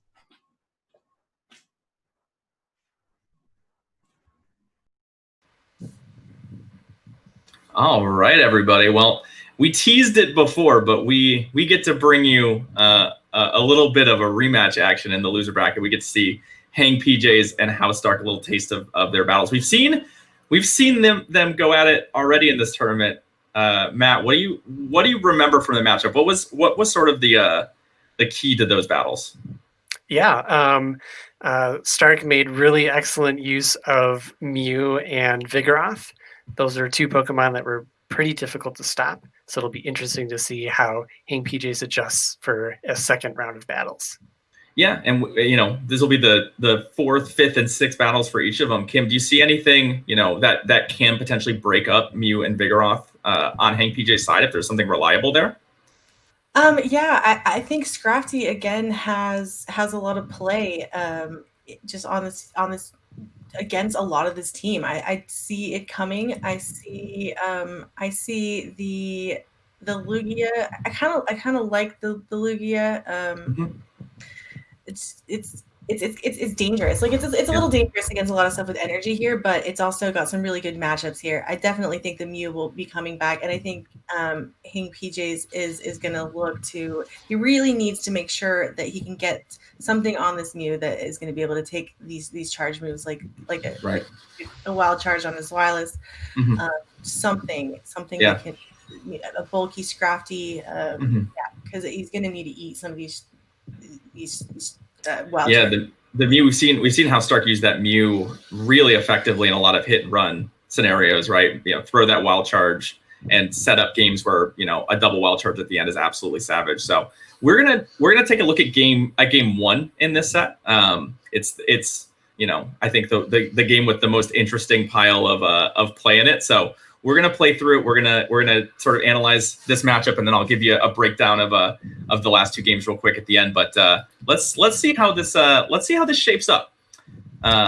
So we do see the Mew led, and we see it led into the Scrafty. Perfect. This is where Hang PJs needs to be. Right. So we see a very quick swamp, and we see that Vigoroth come in as we've seen so many times. The Scrafty doesn't leave though. Yeah, it's interesting. What's he gonna do? I don't see him power up punching and then because he wants to kind of keep this Scrafty going. Is he gonna just take a whole bunch of energy and leave this matchup?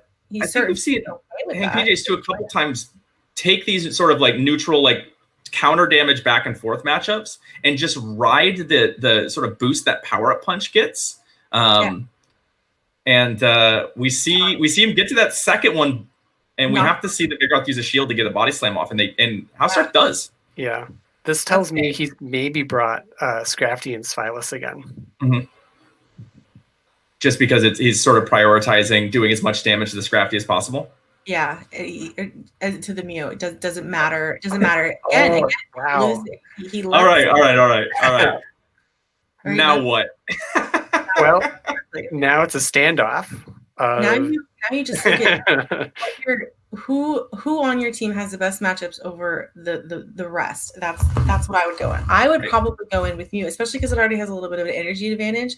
Also, you don't want to show the rest of your team. Although that's what I was thinking too. Is that in this case, Hang PJs has only shown one Mon, so you don't even know what his other two are. So on House Dark side, if you show that Wish Cache, then Hang PJs gets to play around with two Pokemon, knowing that Mew matchup. So I think it's a pretty obvious choice. I wouldn't say obvious, but I do think it's a choice there. I believe both players are going to do the smart thing here and wait. What about just like letting the game choose for you? Live dangerously. I believe if you let the game choose for you, I think it would just put it in the Mew. Wow. Look at the Wish Cache. which is like okay. He's gonna actually stay here, which is interesting. I think he's just gonna go for the double blizzards. We've seen House Dark do this before with this matchup, right? We saw almost this exact line of play. He knows he doesn't really need to bait. No bait this time. Go ahead, Matt. Wow. Yeah, he doesn't need to. If he just goes for the double blizzard, he should be able to get the second one off, unless that's what he's thinking. If he gives this shield, he should be able to get the second one off. Hopefully. I don't know if he's going to make it. I'm thinking if he gives this shield. Right. And he's just trusting that Mew is going to be able to beat the Melmetal once the shields are gone. I'm worried about Hang PJs. Can Hang PJs swap? I don't know if his things up. No, Very just close. made it. That's important. So we get to see Mew and Melmetal line up here at the end.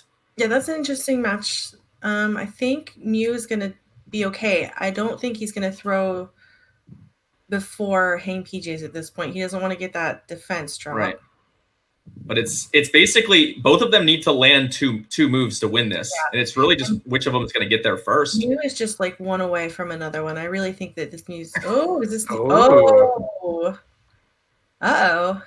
So we get to watch House Stark die with 2 wild charges for the second time. No. Hey, we're doing. Well, he gets one, but I think this Thundershock's going to go through, and he's not going to get the second one. He could just go for so good for it. Actually, wasn't ready. Oh man, Melmetal. Melmetal ultimate Whiscash counter. Yeah, there was pain there. That was wild charge. Oh man, but yeah, very, very, very, very close in game 1 with Hank PJs picking up that.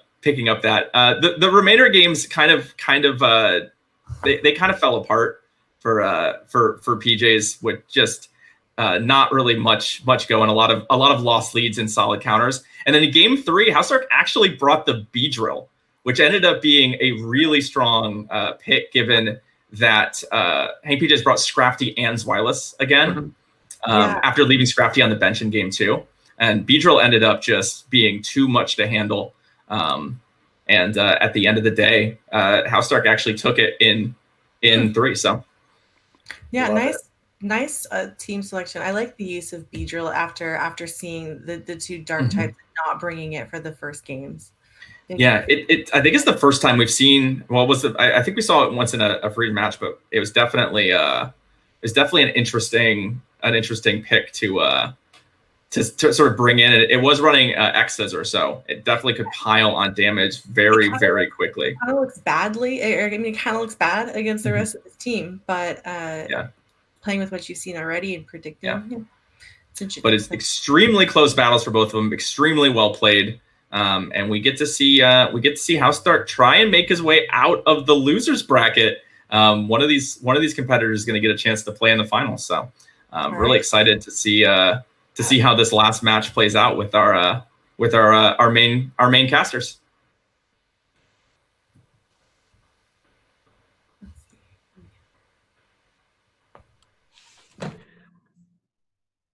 Well, that was a shocker, or should I say thunder shocker from that. That was a terrible line. That was a terrible line. That was nice. King's been sitting on it, but it was worth it. It was worth it. I told them I had electrifying line. They didn't quite get the pun leading up to it. So, but very impressive that one, first off, that Melmetal, that Mew survived. A little bit surprised that the Wild Charge actually didn't KO. I know we were debating whether or not the Wild Charge would actually KO, but and then able to Thundershock down the Mew and the Whiscash, right? It was very, very impressive. So you're saying your Psyshock, the Wild Charge didn't take out? Yeah, exactly. Exactly, right? Wait, what if he did go for the Wild Charge and the Psyshock?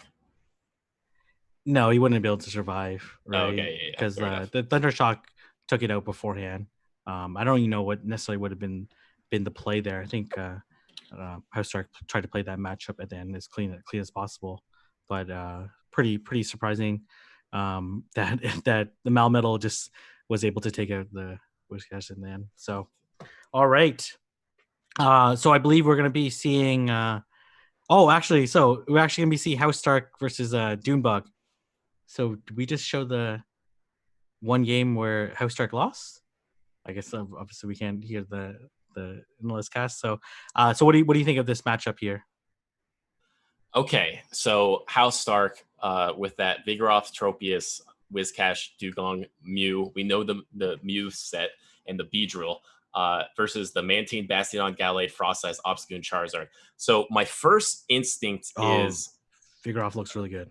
Yes, that was my first instinct. Like, what stops a safe switch Vigoroth here? for Doomebug. Like, if House Stark wants to play the RPS game and maybe match it up with like a Tropius Wizcash or something like that, and then safe switch a Vigoroth, what really stops that? So I think I saw either on the APAC or European one, very similar situation where they had Vigoroth safe switch, but then they counter switched with Frostlass. And then Frostlass does resist the counters, does double resist the body slams, and they have to go for bulldoze. And, it's very spammy. It's in its own right. So that's one example of a potential safe stop. And then the question is, what stops Frostlass? Yeah, I mean, a Mew, because of those Shadow Claws, if positioned correctly, could really like get some big damage with the Shadow Claws, and then with the Side Shock or Wild Charge. And then I don't see anything that really takes care of the Frostlass besides that. It just looks like only the Mew, and the Mew isn't really even a hard answer. Frostlass is just looking fantastic for Doomebug. Yeah, what about Dugong? If it lands some Icy Winds and it commits a shield for the potential Shadow Ball, is the Shadow Ball after that going to be enough to take out the Dugong? It's just going to be a slugfest between those two. Yeah, I would imagine that Frostlass does ultimately. Okay, well, we're getting a little bit of preview of that match for some reason. Everyone close your eyes. This is a very strange. I don't know if you guys are seeing it, chat, but we're seeing a very strange perspective. I'm not going to say anything. Why don't we just? You know what? Let's just get into game number 1. Let's do it. Maybe not at 19 seconds. Yeah, maybe, right? Yeah, maybe from the beginning of the, there you go. Of the battle here. Perfect. Okay, we're seeing House Stark bringing in the screens are flipped here, but Vigoroth versus Obstagoon, great lead. The Vigoroth kind of getting swapped in with the Frostlass counter switch to Mew. Okay, now we're back to where we were. Mew against the Frostlass does have to shield these avalanches because they are very threatening. I wonder why what was with the late switch to Mew? Yeah, you would think that gives Frostlass too much opportunity to get the 3 Shadow Balls, which 2 shields and then the 3rd Shadow Ball would KO before Mew can get to 3 moves itself or farm down with the Shadow Claw. My interpretation is that Vigoroth is so threatening, you want to have it with energy, and even if you lose the lead, you can have shield advantage. Oh, no shield! Potentially later. Shadow Ball. The Shadow Ball taking out the Mew. Frostlass still has some potential to get more damage output, and the Dugong comes out. This is not a very... yeah, we're going to get to find out how this Slugfest does play out, and if he does shield the Shadow Ball, there obviously are no debuffs, and Dugong just takes it. And can the Dugong farm down with the Icy Winds, or is he going to look to farm down with something else? It looks like he's going for the farm down, but I think the Frostlass is going to really push getting to the Shadow Ball. This is double resisted here. He has to know that this is an avalanche, so yeah. The Dugong does let it go. Avalanche not doing a whole lot, but it is getting dangerously low. He goes for the Icy Wind here because I believe they charge move Tide, not swiping anything because he does want to be at as much energy as possible. He wants to be able to debuff whatever comes in next. Wow, I've never seen ice moves do such little damage, from that avalanche to the Icy Wind. And here we go, debuffing this Obstagoon a bit, but this Obstagoon is going to be able to get some energy. But here comes the Vigoroth. Okay, Obstagoon thinking about swapping over to the Mantine. Vigoroth does have a lot of energy here. He's going to be able to body slam spam neutral damage against this Mantine. Mantine committing a shield. That makes sense because they're going to be able to bubble beam and debuff it as opposed to expending a shield later when it is already He needs to throw debuffed. as soon as possible. I don't understand why he didn't throw the body slam as soon as he had doubled up. He knows he needs to land this body slam before the debuff. Now that body slam is worth 25% less, and that might potentially end up losing him the matchup. Yeah, great point. That Mantine is able to sneak in the bubble beam there, and this really is a slugfest because Mantine does resist those counters, and then these body slams are doing less and less per bubble beam here. And can this Mantine ever keep bubble beaming and farm down? I think the Vigoroth is just going to get to too many body slams, but the switch timer is coming back soon. Yeah, he's gonna go for the ice beam. This should. And they charge up to the ice beam, but they go for the bubble beam instead. Does the Vigoroth risk it here? They don't. Okay, they shield the bubble beam, which is huge. Now they're considering the switch out, but they do have energy before they switched out. The Icy Wind Dugong comes out. It's gonna get countered down. Yeah, Yeah. And now these Night Slash is doing neutral damage against the. Oh, he gets a body slam in right before. Is this going to be enough to KO? This plus a counter. This plus a counter. It might be enough.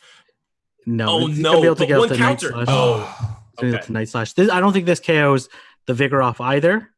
So, but the Mantine is very close to a charge move. Okay. It does KO. Well, does it KO? Okay, I guess it looks did KO. like it KO'd. Okay. It looked like it had a sliver of health left. Okay. But regardless, like this matchup was over. Replay it. I'm just kidding. Whoa, what happened there? Okay. Anyways. Well, we might replay it anyway. So yeah, who knows? This Frostlass is trouble for House Stark, right? And I think we saw a really strong demonstration of how strong of a safe switch it is, and then switching out too slow by House Stark might end up costing him that match. Right. I mean, the fact that it was able to safe switch, kill that Mew, and then be fairly healthy and just really land a Shadow Ball and an Avalanche on the Dugong that Frostlass effectively at even shields almost took out 2 Pokemon. So super impactful. How is House Stark going to adapt to that Frostlass? Yeah, and House Stark didn't even get full value of like farming additional energy onto Vigoroth because the body slam ended up the shielded body slam, and then the unshielded one ended up being bubble beamed, debuffed. So let's see how they're going to play game number 2. Both these rank 10 players with their fancy pose, season 2 pose, getting into that matchup here. Bastiodon against the Vigoroth. Vigoroth very happy to see this matchup. Look at it dance back and forth. Bastiodon's going to have to switch out because it just doesn't want to be in this matchup. So any second now. Yeah. Maybe they're hoping to catch a body slam, but they do catch a body slam on the Frostlass. He wants to chip it onto the Frostlass. Maybe he feels like he doesn't really need the body slam to beat the Bastiodon, right? Could the body slam damage make it enough for 2 shields Mew versus 2 shields Frostlass to have the Shadow Claws be able to just kill the Frostlass? And that's definitely a possibility because look how low the Frostlass is at this point. If Mew just gives up both of its shields, I believe it can farm down. Man. He's at 100 energy. And the advantage of throwing the move is it gives you time to like think about what Pokemon you want to bring, what your plan is for the rest of this. So I think if you're the Mew, you have to double shield farm down. Yep. Double shield farm down here. You will have some energy on the Mew. It looked like for a second they did go for the Psyshock, but instead they are going to be able to farm it down, and they have a ton of energy. If there's anything that's threatening with a lot of energy, it's Mew. Psyshock and Wild Charge, good, decent coverage, but the Bastiodon's going to be able to tank them just fine. But he will get the 2 wild charges here, which is quite nice. He's going to throw really soon. He's at 100 energy, and he's taking a move. I'm not sure why he didn't throw there. What? He was at full energy, and he just takes a flamethrower, and that's going to kill the Mew, wasting all that energy. What? And oh man, this Dugong is dead. Because one close combat is just going to take out this Dugong here, and the Icy Wind doesn't matter. That dying with all that energy without throwing the wild charges and dying to that flamethrower. He didn't keep track that the Bastiodon actually stayed in the matchup because he's just going to double close combat, and this is GG. Right. Wow. So Dune Bug. Wow. And here goes the Dugong. It goes down, and then here comes the next close combat. And because it's Icy Winded, does it ever survive? Vigoroth could survive. Nope. Oh. No.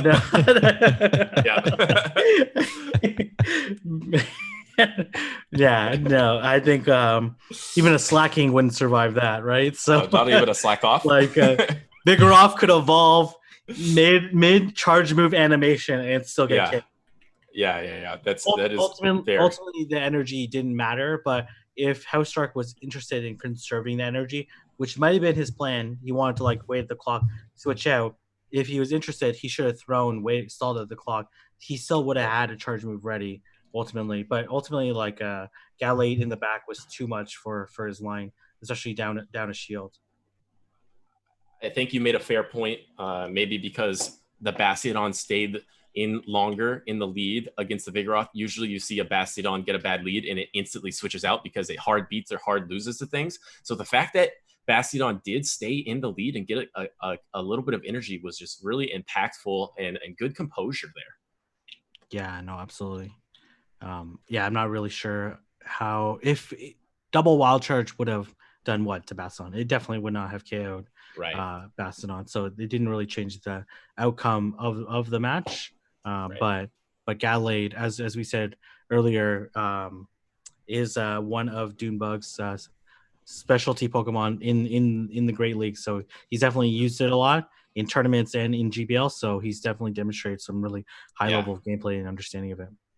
We're also getting high level puns from chat related to Winterfell no longer having anybody to defend it.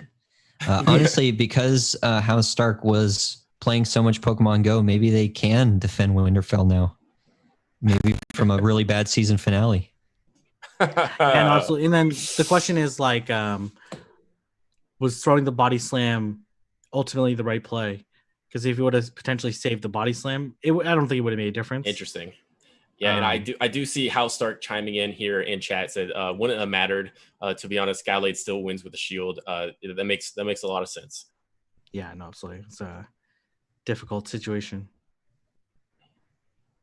But GG's, like, great performance by House Stark and Dunebug. Fantastic performance.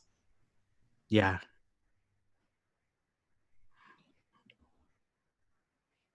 Okay, we are going to be turning over to the analysts for the final time to help us assist us with the matchup that they just showed and demonstrated. Look at that hat. Analysts for the final time to help us assist us. All right, what's up, everybody? We are back to talk a little bit of analysts for the final time to help us assist us. All right, what's up, everybody? We are back to talk a little bit about. We're going to talk a little bit about Dunebug versus a little bit of Speediest. Who I've been calling Speediest. Final time to help us assist us. What's up, everybody? I'm sorry, Chief. I can't see the screen. If you want to put the right screen. There's a there's an old commercial that I'm referencing. But anyway, so we've got some teams finally to talk about. We've seen this matchup before, Matt. You seem to have a good memory of how this went down, yeah? We have. And last time we know Speediest Chief loves using Metacham. Dunebug got the wrong Pokemon locked in. And from the matchups we just saw, I'm expecting Dunebug to rely a little more on Mantine and try and set up Frostlass a little better for a late game sweep. Mm-hmm. Yeah, Kim, is there anything on either team that you think looks really good that we might see utilized? I don't know about looks really good, but we were talking earlier, thinking about that Bastion. Mm-hmm. It doesn't. I mean, obviously, it doesn't want to meet the Metacham, but other than that, it just has so much play against the rest of the team, just as like a generalist, and like a shield without having to shield. It doesn't have like a, it obviously it's gonna beat that Lapras pretty hard. But just as a decent generalist, and then just expect.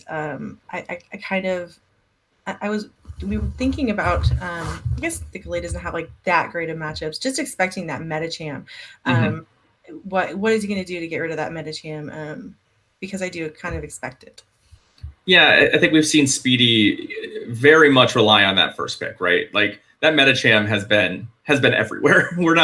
I don't think we're going to get very many battles here without seeing Metacham in play. So it'll be fun to see, given how good Bastion sort of looks against, everything further down on that team, whether or not Dunebug brings it and tries to avoid it, whether he tries to bait out Metacham. We talked a little bit about how you really probably couldn't afford to run Bastion and Obstagoon on the same team with Metacham, but maybe you set up a system where your goal is to get Metacham out and eliminated so that Basti can run the table. And it'll be really sort of fun to do that. Are there any dark horse ones? Like, do you think we're going to see this Blossom? See, something worth mentioning. Lapras and Blossom are sweetheart picks from Speedy's preliminary team. So he's very familiar with how they work. And I think for sure the Lapras, maybe the Blossom will surprise us. It does have a Dazzling Gleam ready for that Obstagoon. I was wondering if you were going to see any of that Charizard come about. I like its matchups against some of this, a lot of Speedy's team. I don't know if we've seen it already. It's not a wing attack Charizard, is it by any chance? Or air slash? It definitely catch the fast move. Yeah, I do remember watching a Charizard get hit by a Psychic from Metacham, though. That'll do it. I really like. What do you think about that moveset on the Metacham? I think he's running counter Ice Punch Psychic. That's actually what I run most of the time when I do run Metacham and various things. Obviously, it's a little bit different, but I do like that set a lot, quite a lot. You run into some issues, like obviously without the fighting charge moves, but just counter damage with the stab alone is usually enough, and it gives you so much more play against so many other things. That I think Metacham with that set is a great pick against this team. You might run into a little bit. You obviously, if you run up against an Obstagoon, it's gonna hurt you a little bit. If you run into a Bastiodon that has a ton of life and you don't have a ton of energy, it's gonna hurt you a little bit. But other than that, I think it's a great set. Yeah. Boy, I'm excited. These teams are both really interesting. I think it's going to be fun to see how they sort of play off each other. There's definitely some really, really bad matchups hiding in here. And I think, we could see games that are really determined by, a Metacham getting locked in on a Bastiodon or a Golbat on that same Bastiodon. I feel like the whole game's, if that thing is on the team, is going to come down to whether or not you can sort of take advantage of that. Yeah, absolutely. I think if you looked at either of the Pokemon on these teams on paper, I don't know if you'd say either 6 was maybe the strongest in the whole tournament, but the way these players have played them and navigated through all these matchups so well, this is going to be really interesting to see go down. I mean, I remember calling the draft and thinking a first pick Mantine was ambitious. Let's leave it at ambitious. There were some really good Pokemon on the board, and I know Mantine is good, but it seemed like such an interesting. That was his first pick. I love that. That's kind of and was on the wheel. So basically, they picked Mantine and Bastiodon together. So that was a combo pick. So it was pretty cool to see those two cover each other. Comfortable when you're comfortable with Mons, then that's really the best that you can play is when you're comfortable with them. You know those matchups. Right. It doesn't really matter what they are sometimes. Yeah, especially in draft, right, where you know that your opponent is also going to be potentially using Pokemon that they've never really spent any time with. So it makes sense that Speedy has, both the Lapras and the Blossom. It's the same reason, I always snap up a Jirachi at some point. I've played with it so much. It's just a nice safety blanket. I know what it does. Exactly. I just know you just know it. Yeah. Awesome. Well, I mean, I'm excited to see how these players throw down. I'm excited to get in the chat and hang out with everybody and see exactly how these finals shake out. So get excited, people. Let's go. Let's get some hype. Let's get some hype in chat. And hats. Hype for the hat. All right. We'll send you over to the casters. Good luck to our finalists. We'll be watching alongside in the chat, but let's see these finals go down.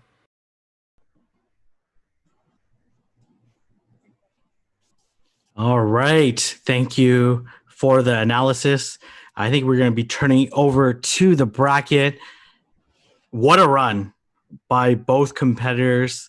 Like if we go through each of the sides, it looks like this is the losers bracket side. But as you can see, Doombug defeated. Oh, okay. Looks like we're gonna try to show both. Okay, here's the full bracket. If we look at let's track Speediest Chiefs run. Beats Hump Styles, despite I would say the pretty unfavorable team composition, but Speediest Chief able to overcome Hump Styles. And then going over into the second round against House Stark, pulling off the upset against what many consider the tournament favorite, and pull off the really huge win after some pretty insane plays catching. I think believe that was the one where he caught the blizzard, onto his Lapras. That deserves the championship by itself. And then going into the winners finals and defeating Dunebug, his competitor in the grand finals.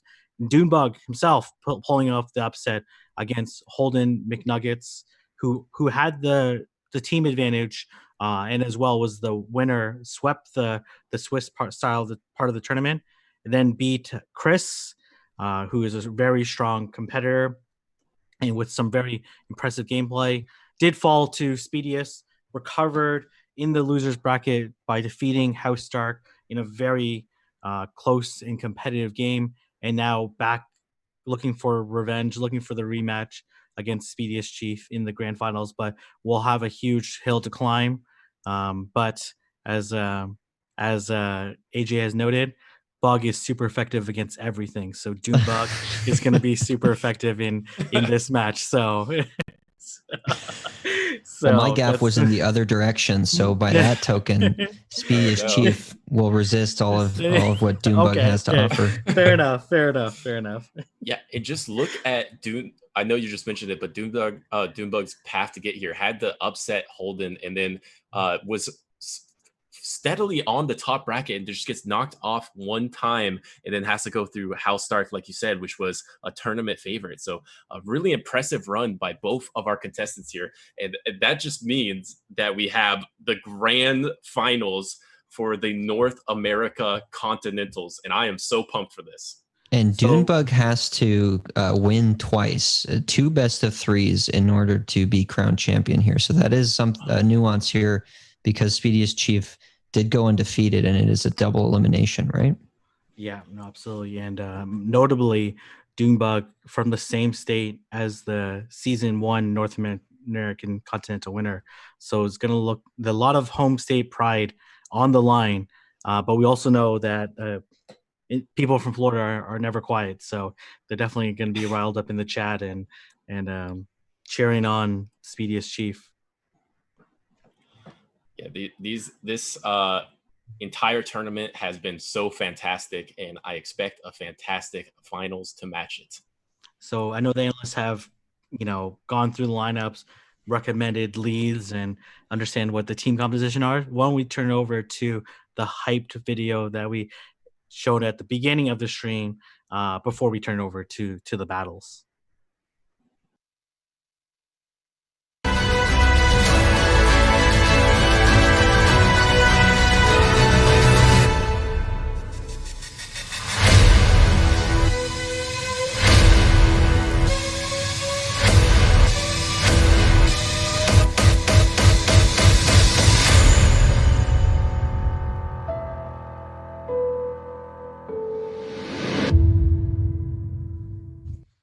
Ooh, I got. Oh, you get to do it again.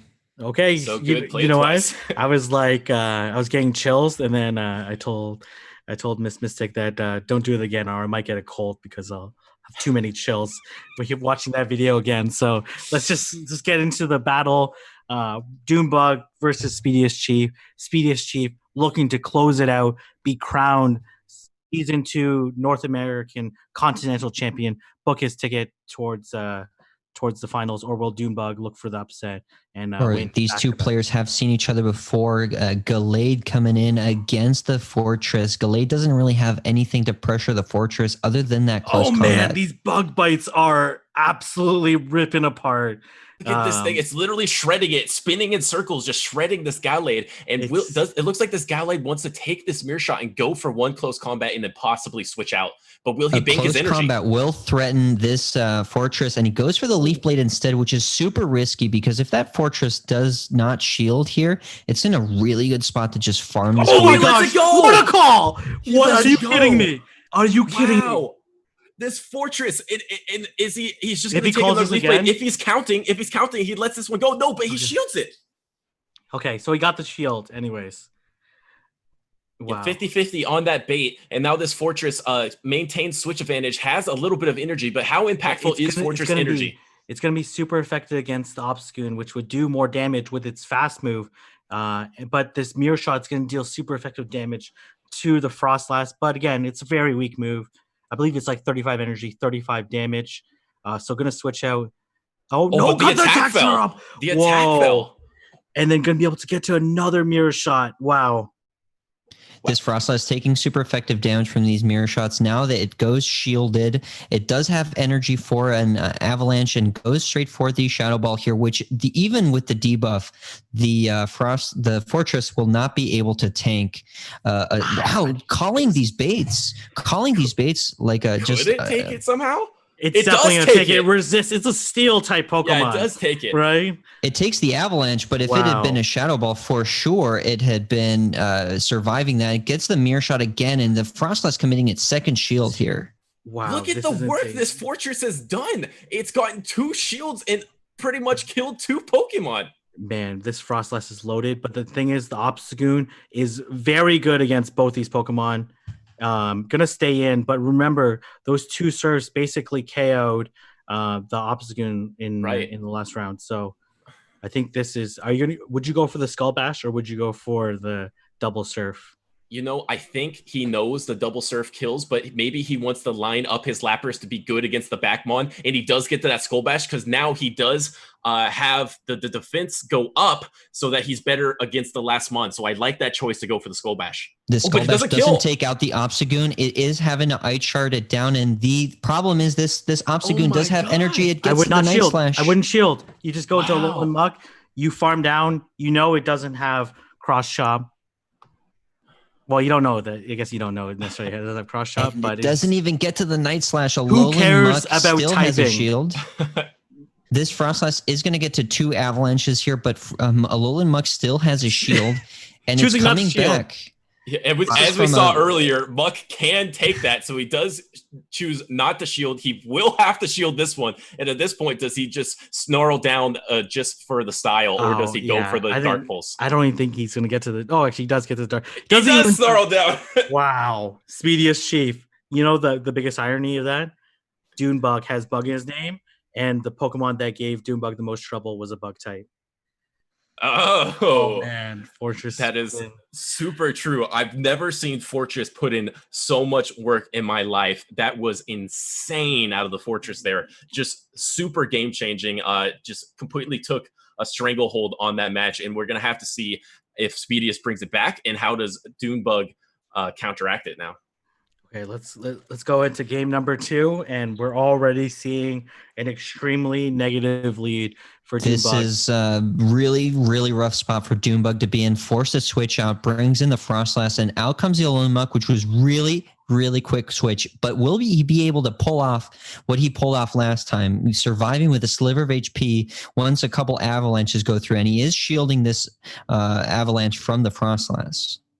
This looks like a replay, but I don't think it is. It's just going to be the same exact scenario as before. And if it plays out the same, they're just going to double shield, and Alolan Muck is going to live with just a little bit of HP and get to that Dark Pulse. Does Frostlass ever consider not double shielding because he knows that this is inevitable to lose? Okay, we're about to find out. The Alolan Muck shielding again, and this avalanche won't go through. The Frostlass has charged up very close to another avalanche, but it's going to have to survive a Dark Pulse, which it won't be able to. There's no way. Does it get to the avalanche before the Alolan Muck? Frostlass is just trying to get a little bit of extra snow on this avalanche, but no, it doesn't get it off. Avalanche. He doesn't get it off, and Muck doesn't just take switch advantage. It's really healthy. Look how much health the Muck has left. It's going to be able to threaten the Gallade or the Bastiodon.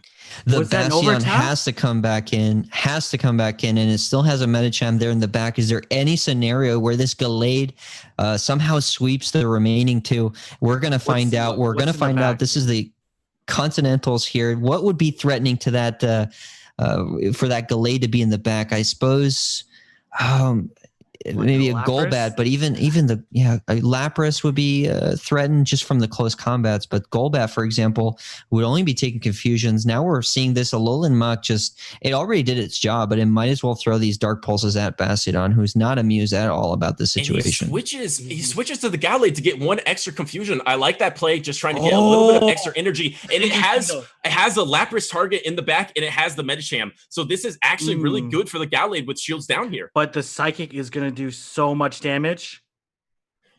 Oh, wow. This Psychic is going to do a ton of damage against Gallade. No shields are in play. Gallade doing neutral damage against this Medicham, and we're seeing the Psychic go through. Just a sliver of HP here. And if you pick Speediest Chief to win the finals, you were probably Psychic, because that Psychic is going to do just enough. Now this Lapras can just farm down. And here we go. Bastiodon, it just needs to get to one Surf. This won't be enough. And the Lapras should outpace it to get to the Surf and take the championship for Speediest Chief. Bastiodon getting the Stone Edge in. It's just not going to be in time. Will it be able to survive this super effective Surf? No. We're going to find out. Speediest Chief, crowned Continentals champion of North America. Wow. Speediest Chief, not only winning, but winning in absolutely dominating fashion, and was really not in danger at all during this entire tournament run in. This is certainly, I watched the European run where Mephis put up a huge show, but man, Speediest definitely rivaling that performance in this run. Yeah, wow, and there's one difference between the steel types in those two teams. Mephis was running a Registeel, and Speediest Chief is running a Fortress. So, wow, Fortress in action in that game one, taking the victory, and then game number two, maintaining that switch advantage and just doing so much work. Congratulations, the Speediest Chief. Wow. And I believe we're going to get Speediest Chief on the line for an interview. So let's go ahead and bring in the champion. Okay, we have AJ, you won. It looks like AJ is the champion. Yeah, I won. I see 1.5 butters and 2 AJ, right? So I'm taking over. Okay. Congratulations. I just want to thank my fans. AJ. Yeah. I want to thank my fans. They work so hard to get me here. The haters fuel you, right? My parents for raising me into this moment. It's just I got a little tear dropping my eye here just from all the support, honestly. Yeah. Are you going to thank all the haters for fueling you? All the haters for fueling me, for sure. All those bug type moves were just not very effective against my dragon typing. Yeah. Also, your dragon type, you've confirmed it. Very nice. Wow. I'm really I know game two was dominating performance. Wow. Yeah, dominating for sure. And you just love to see, like, especially like, when do you ever see a Fortress just putting on a show like that? I as a big Pokemon Go fan and a big fan of the spice, I'm like about to play Fortress at GBL when Great League comes back. Yeah, no, absolutely. And now we'll get the Shadow version. Oh, right. That's more my speed. Right. Speaking of speed, do we have Speediest Chief joining? Okay. You know, his phone line is probably like booked up. Yeah. You know, he's already thinking about the next tournament, how to win, right? Like, if you're not subscribed to Speediest Chief, I don't know what you're doing. Right? Definitely someone that you should be looking to subscribe to. And man, what a performance. That was absolutely insane. Fantastic. And going into the finals here, the North America Continentals winner, and also running the spice of the Fortress. So I have a little bias in who I'm rooting for in the finals. Yeah, no, absolutely. Hopefully we get him any minute now. I think we just got Speediest Chief. AJ, I think we're going to have to cut your pay so we can pay Speediest Chief to come join us on this stream. I'll go from 0 tacos to 0 tacos. So, Speediest Chief, let's first off start off by congratulating you on an absolutely dominating run. Like I don't think at any point in time you were in danger of even losing a best of three. Like I think you put on an absolute gorgeous performance. Like, and I have to admit, when you picked the Fortress, I was a little bit skeptical of that pick, but it ended up being so like it was amazing. It reminded me how good Fortress is. But first, tell us how you feel. Hey guys, I just want to say thank you so much for having me on. It's just been a crazy day, a crazy season. I just want to thank the Silph team for putting all this together. I mean, I know there was some kind of maybe a little bit of pushback on the all remote season, but Silph has been something I've gone to over and over again during the pandemic. And I'm just so thankful for everything they've done, putting all this together. Great production today. The shoutcasting was amazing. It was a lot of fun. I want to thank all of my competitors as well. Just sweatiest tournament I've ever been a part of. Everybody is just so unbelievably good. And it was just such an honor to just be in that top 8. It just didn't feel real, and it still doesn't. So walk us through let's start back to last weekend. Walk us through your mindset as you were constructing that team. Because it ended up being like a beautiful team that obviously we had a beautiful artist like using it. But tell us like what was your logic as you were doing each of the picks? Absolutely. So that was my first live draft. I really relied a lot on my friends who had done live drafts before. Leading up to the draft, they kind of coached me on what you should be looking for, when you should establish your cores, best available picks, countering your opponent's team while always trying to construct a team that gels uniquely within itself. And they just helped me a whole lot. Just all of my local friends and then friends I've met through the Silph Arena were such a huge help. I think the Metachamp pick obviously is my favorite. I heard you guys mention a few times that it was really rare that I didn't bring Metachamp, and it turned out really well for me. The Metachamp Golbat synergy was something I identified really early on. I needed a flyer, Altaria, Skarmory, and I think Altaria, Skarmory were off the board. Noctowl was going to go really soon, and I realized if I didn't get a good flyer, I'd be in trouble. I always think the flyer is an important part of the team. Lapras was the anti-flyer. Alola Muck just seemed like the best possible value pick that I could make at Absolutely. That in the draft. I will say the Fortress pick stumped a lot of people, and I totally understand that. For the last few days, I've been kicking myself for making that pick. I was like, oh man, I'm so weak to fire. I'm in so much trouble here. But Fortress was great against the dragons that I saw being drafted, like Dragonair, Zweilous, and the Shadow Shelgon. It was great against the dark types, the psychic types as well. And then the bait potential is always big. Going up against steel types, it's not a guaranteed thing, but it can do really well. And then like Kakuna said a couple times, the Blossom pick was really just a comfort pick. Lyndon recommended I pick Ludicolo there, which would have been nice. I probably could have done that, but I just really love that Blossom because I'm familiar with it. Well, I think the Blossom pick allowed you to check the Alolan Raichu better than the Ludicolo would have been.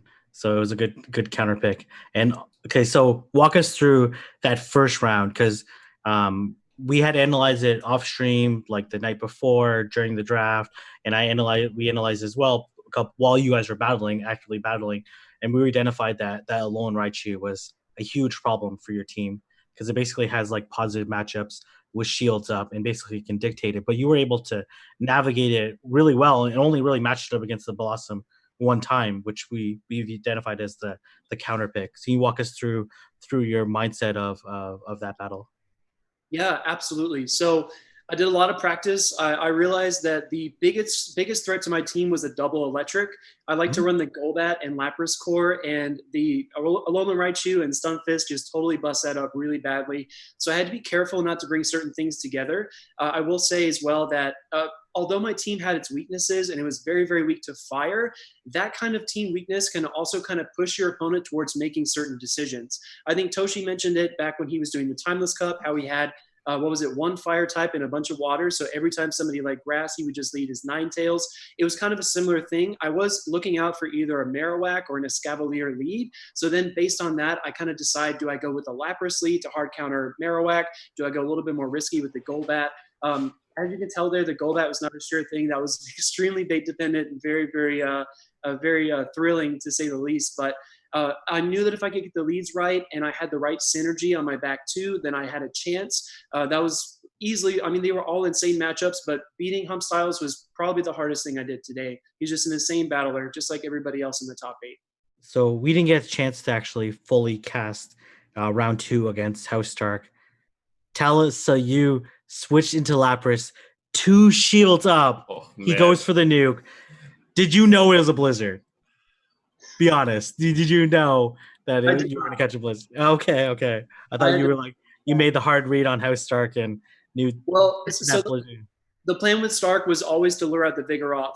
I had to get the Vigoroth out. Medicham with the Ice Punch and the Psychic had play against most of the rest of his team, but that Vigoroth unchecked is just a huge, huge hole in my team. So Lapras was always going to be a sacrifice there. That's something that I kind of formulated earlier on, and luckily it played out that way.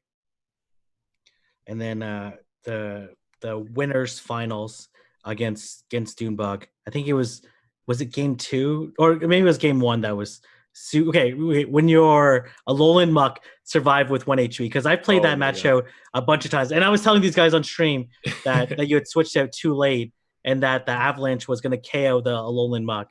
And what are the IVs on that thing? What are the IVs? That's what people want to know.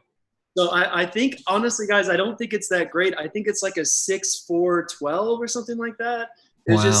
It was a really, really wild time. I know the move desync has been a problem for a lot of people, and I do want to point this out as well. In my practice, I kind of looked at the Lapras versus Meganium matchup, something I was going to see against Hump Styles, and I kind of learned through just repeating the same matchup over and over that if you time your Ice Shards a certain way, I guess the 3-turn moves versus the 2-turn moves, you can kind of squeeze in some extra energy here and there, and I just got really, really lucky with the timing there against Frostlass. I really think that's what it was.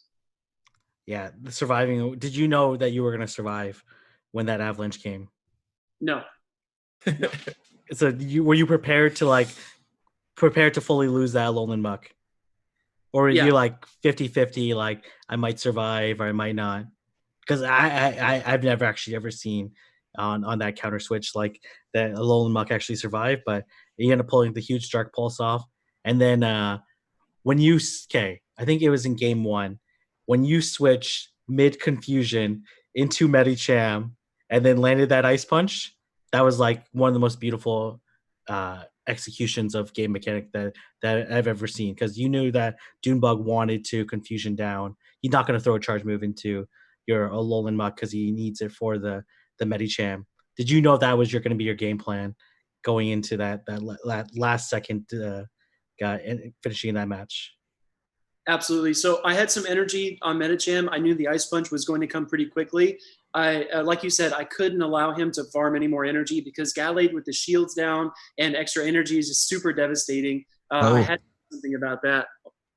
You got to clap twice to get those lights back on. You know, similar to he sets the mood. Similar to how I like those backlights. Yeah. Similar to how Speediest Chief left all his opponents in the dark. Looks like his house was left in the dark as well. So, is that how you battled in the darkness there? Just steel eyed looking at your phone. But yeah, so that was absolutely beautiful execution and a very close and scary game in that one. And then walk us through the rematch. Did you have any thoughts? Did you have any reads that you had on Dunebug that allowed you to like win the switch advantage or win the leads? Like, what was your mindset? What did you know going into the grand finals that you didn't know into the winners final? Mm-hmm. So against Dunebug, I just want to say I have the utmost respect for Dunebug. He's an incredible competitor. I was deathly scared of his team. There's just so many ways for it to attack. It was such a powerful squad of 6. I really was not looking forward to playing him at all. If I could have avoided that, I would have. But those matches against Dunebug were so crazy. I felt like, based on the first time we played, I felt like the Medicham lead would be safe, but I had to kind of make him feel that it would be an advantageous scenario for him to bring it in. So the first game leading that Fortress in the championship, I just felt like the Bug Bites were going to do well against both Gallade and the Frostlass. And he'd only brought Charizard, I believe, one other time. So as long as I could avoid that Charizard, I'd play against everything on the team. And as long as I could play around with it a little bit, maybe burn a shield here or there.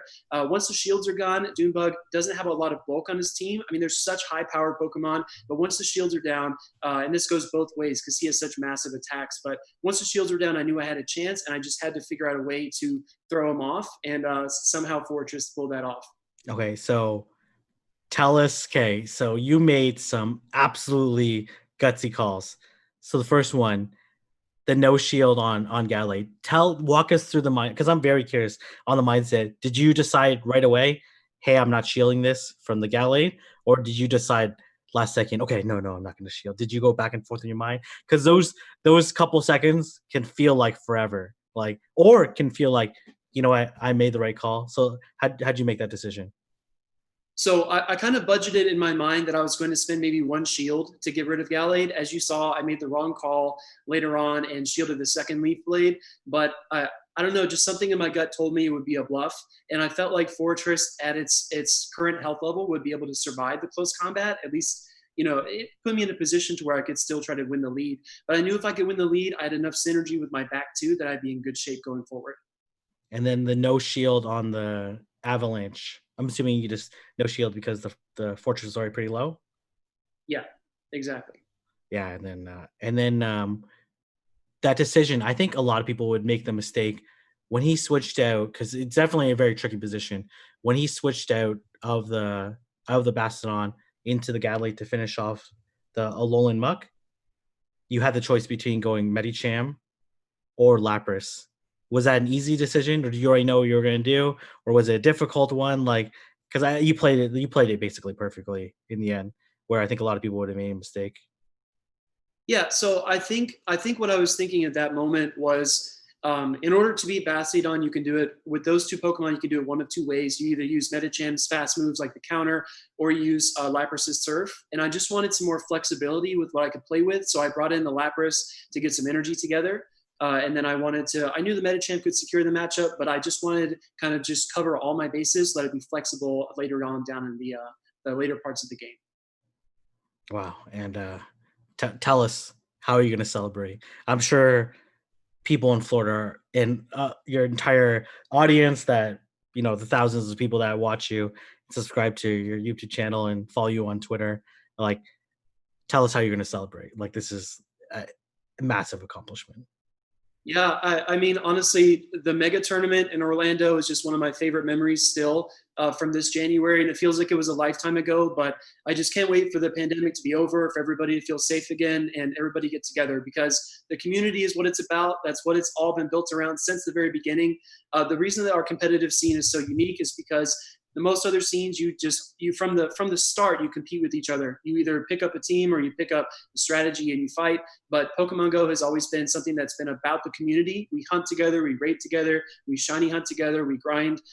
Everything is together. And then the PvP just adding on top of that just makes for a wonderful experience. It's always a very friendly experience. And when I went to my first tournament, which was the Kingdom Cup in Tampa, I mean, I was hooked ever since, just because of the community. So I think I'll celebrate when everybody can see everybody again, when everybody feels safe enough and we can all be together. Okay, tell us. You may not be able to answer this question because you're a very nice guy, but tell us, who are you looking forward to battling the most out of each of the continental winners? Yeah, I mean, I just feel, I definitely feel a little out of place because these are guys you hear about from the beginning of the season. These are just players that their names are basically etched in stone. They're just incredible players. I do feel a little bit out of place, but I realize it is an opportunity to just show them what I can do. I don't know if I'm super excited to play. I mean, I'm super excited to play everybody. I don't know if there's anybody that stands out more than the other because they're all just incredible. But every day, from the Tampa Regionals to the Continentals to today, I just go into the tournament and I just try to be as grateful as I can that I have a chance, and I just play as well as I can. And honestly, I try not to get myself down if I don't do well, and it's just worked out well so far. So I'm going to carry the gratitude as far as I can, and I'm just so thankful. Man, we couldn't have a better champion for North America. So that's like, Speed Chief, you're a wonderful representation of Pokemon Go PvP, and I'm super happy that you took it home and that you performed super well. AJ, 2 Butters, do you have any other questions you wanna ask? Yeah, I completely agree with King's sentiment there. A great battler, great person, great interview recipient, very concise and really good stuff. I have one question that's a little more fun. Is that in a Scavalier t-shirt? So I've been asked that before. This is actually Okay, I thought you were rocking a fellow bug steel type on your shirt to celebrate the Fortress domination in the finals there. No, Fortress is just so overpowered. I hated being so weak to fire, but it's such a tricky Pokemon, and we all forget about it. But like you said, King, you kind of remember when you're using it. Man, this thing is actually pretty solid. So no, not a Scavalier, but I okay. get the. Yeah, and then very quickly, because I know you won't do it by yourself, but do you want to give some quick plugs to your YouTube channel, your Twitter? There's lots of people that want to follow and learn from you, especially as your journey has progressed. And I'm sure there's many people in the chat that feel like, oh, I don't feel like I can win a tournament, but I think you're a great demonstration of like how you can grow your skills and grow your talents and overcome huge odds and really learn and grow as a battler. Yeah, of course. So first things first, follow Silph Arena on Twitch. Go follow them on Twitter as well. Build a community. Go ahead and follow Ghost Stadium as well. All these wonderful shoutcasters we have, King, AJ, and Butters. I mean, these guys are amazing. And then in the other bracket as well, you've got Kim, who's for the battles, Kakuna, PV Poke, and then Alfendal as well. The community is just really great and growing all the time. If you want to follow me on YouTube, just type in Speediest Chief 2. Make sure you leave in both of those eyes, because if you take them out, you get Speediest Chef and you get cooking videos. And I just have one question for you, Speedy, and it's just so nice to hear you talk, because I could just tell you're radiating positivity. I mean, it's hard not to be happy after such a strong run, but I'm wondering, because you're so involved in the community, what's been your favorite memory so far of season 2? Season 2. Besides today. It's really tough right now with the pandemic and everything. People are having to keep their distances, right? And so, you mentioned that the remote was kind of like met with mixed criticism and all that, but surely you, of all people, will have some kind of great memory from the season. Yeah, absolutely. So, I hate to go back to that same well, but just being in Orlando with everybody, you have people all across the country coming in. It was great to meet you, AJ, there, and met King. The whole Ghost Stadium team was great. It's just, it feels like a lifetime ago, doesn't it? Yeah, but that was an extremely well-organized tournament. I know you were involved, Lyndon, Cochino Mom, a whole bunch of people, and it was extremely well-organized tournament and very efficient. And obviously the stream was right there. And yeah, amazing community in there. So one of the criticisms I've heard of the remote only is that it kind of takes away like the good aspects of the community, and then you only have like the downside when you lose or something like that, and you don't have the people around you to pick you up. So I guess if I can make one recommendation, like all the messages I'm getting, my phone's blowing out. All the messages I'm getting are people that I've met at these tournaments in person, and just reach out to those people, pick them back up, stay in touch, because once this is all over, we'll all be together again. Yeah, no, absolutely. And that's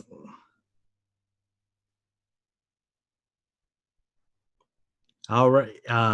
Obviously, we want to thank you, Speediest, for joining us on this call, and congratulations on winning. Thank you, Butters. Thank you, AJ. Thank you to the entire analyst team. Thank you to the huge production. There's going to be a huge long credit scene. Like I'm not gonna say too many names because I'm definitely gonna miss them.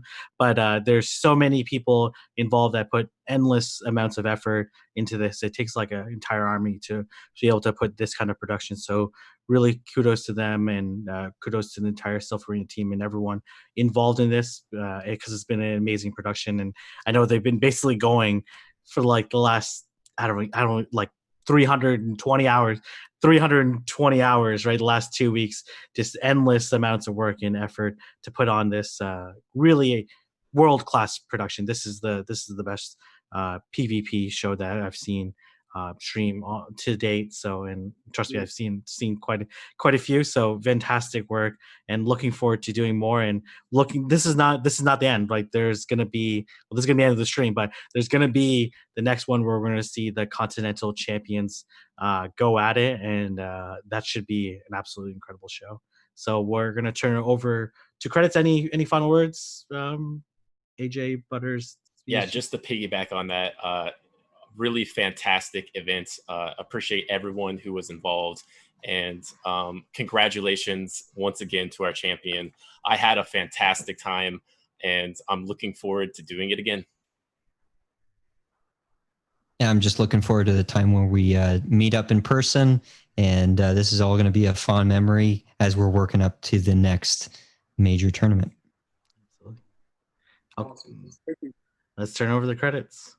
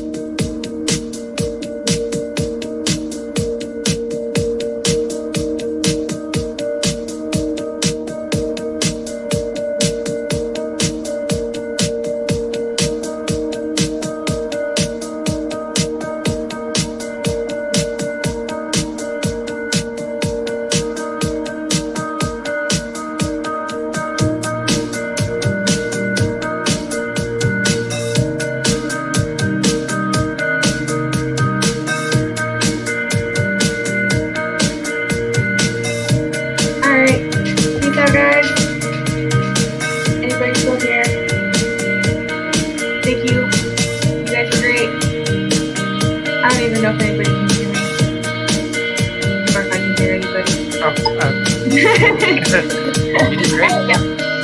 Yeah, you did great. I think we dropped But thank you for you guys are like I'm never gonna be like a shoutcaster.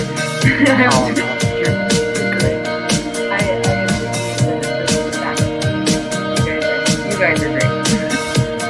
Well, thanks for joining us. That was a lot of fun. Yeah, that was fun. That was like yeah. I like it. That's what an honor. All right. Well, I will see you later. I gotta get some groceries.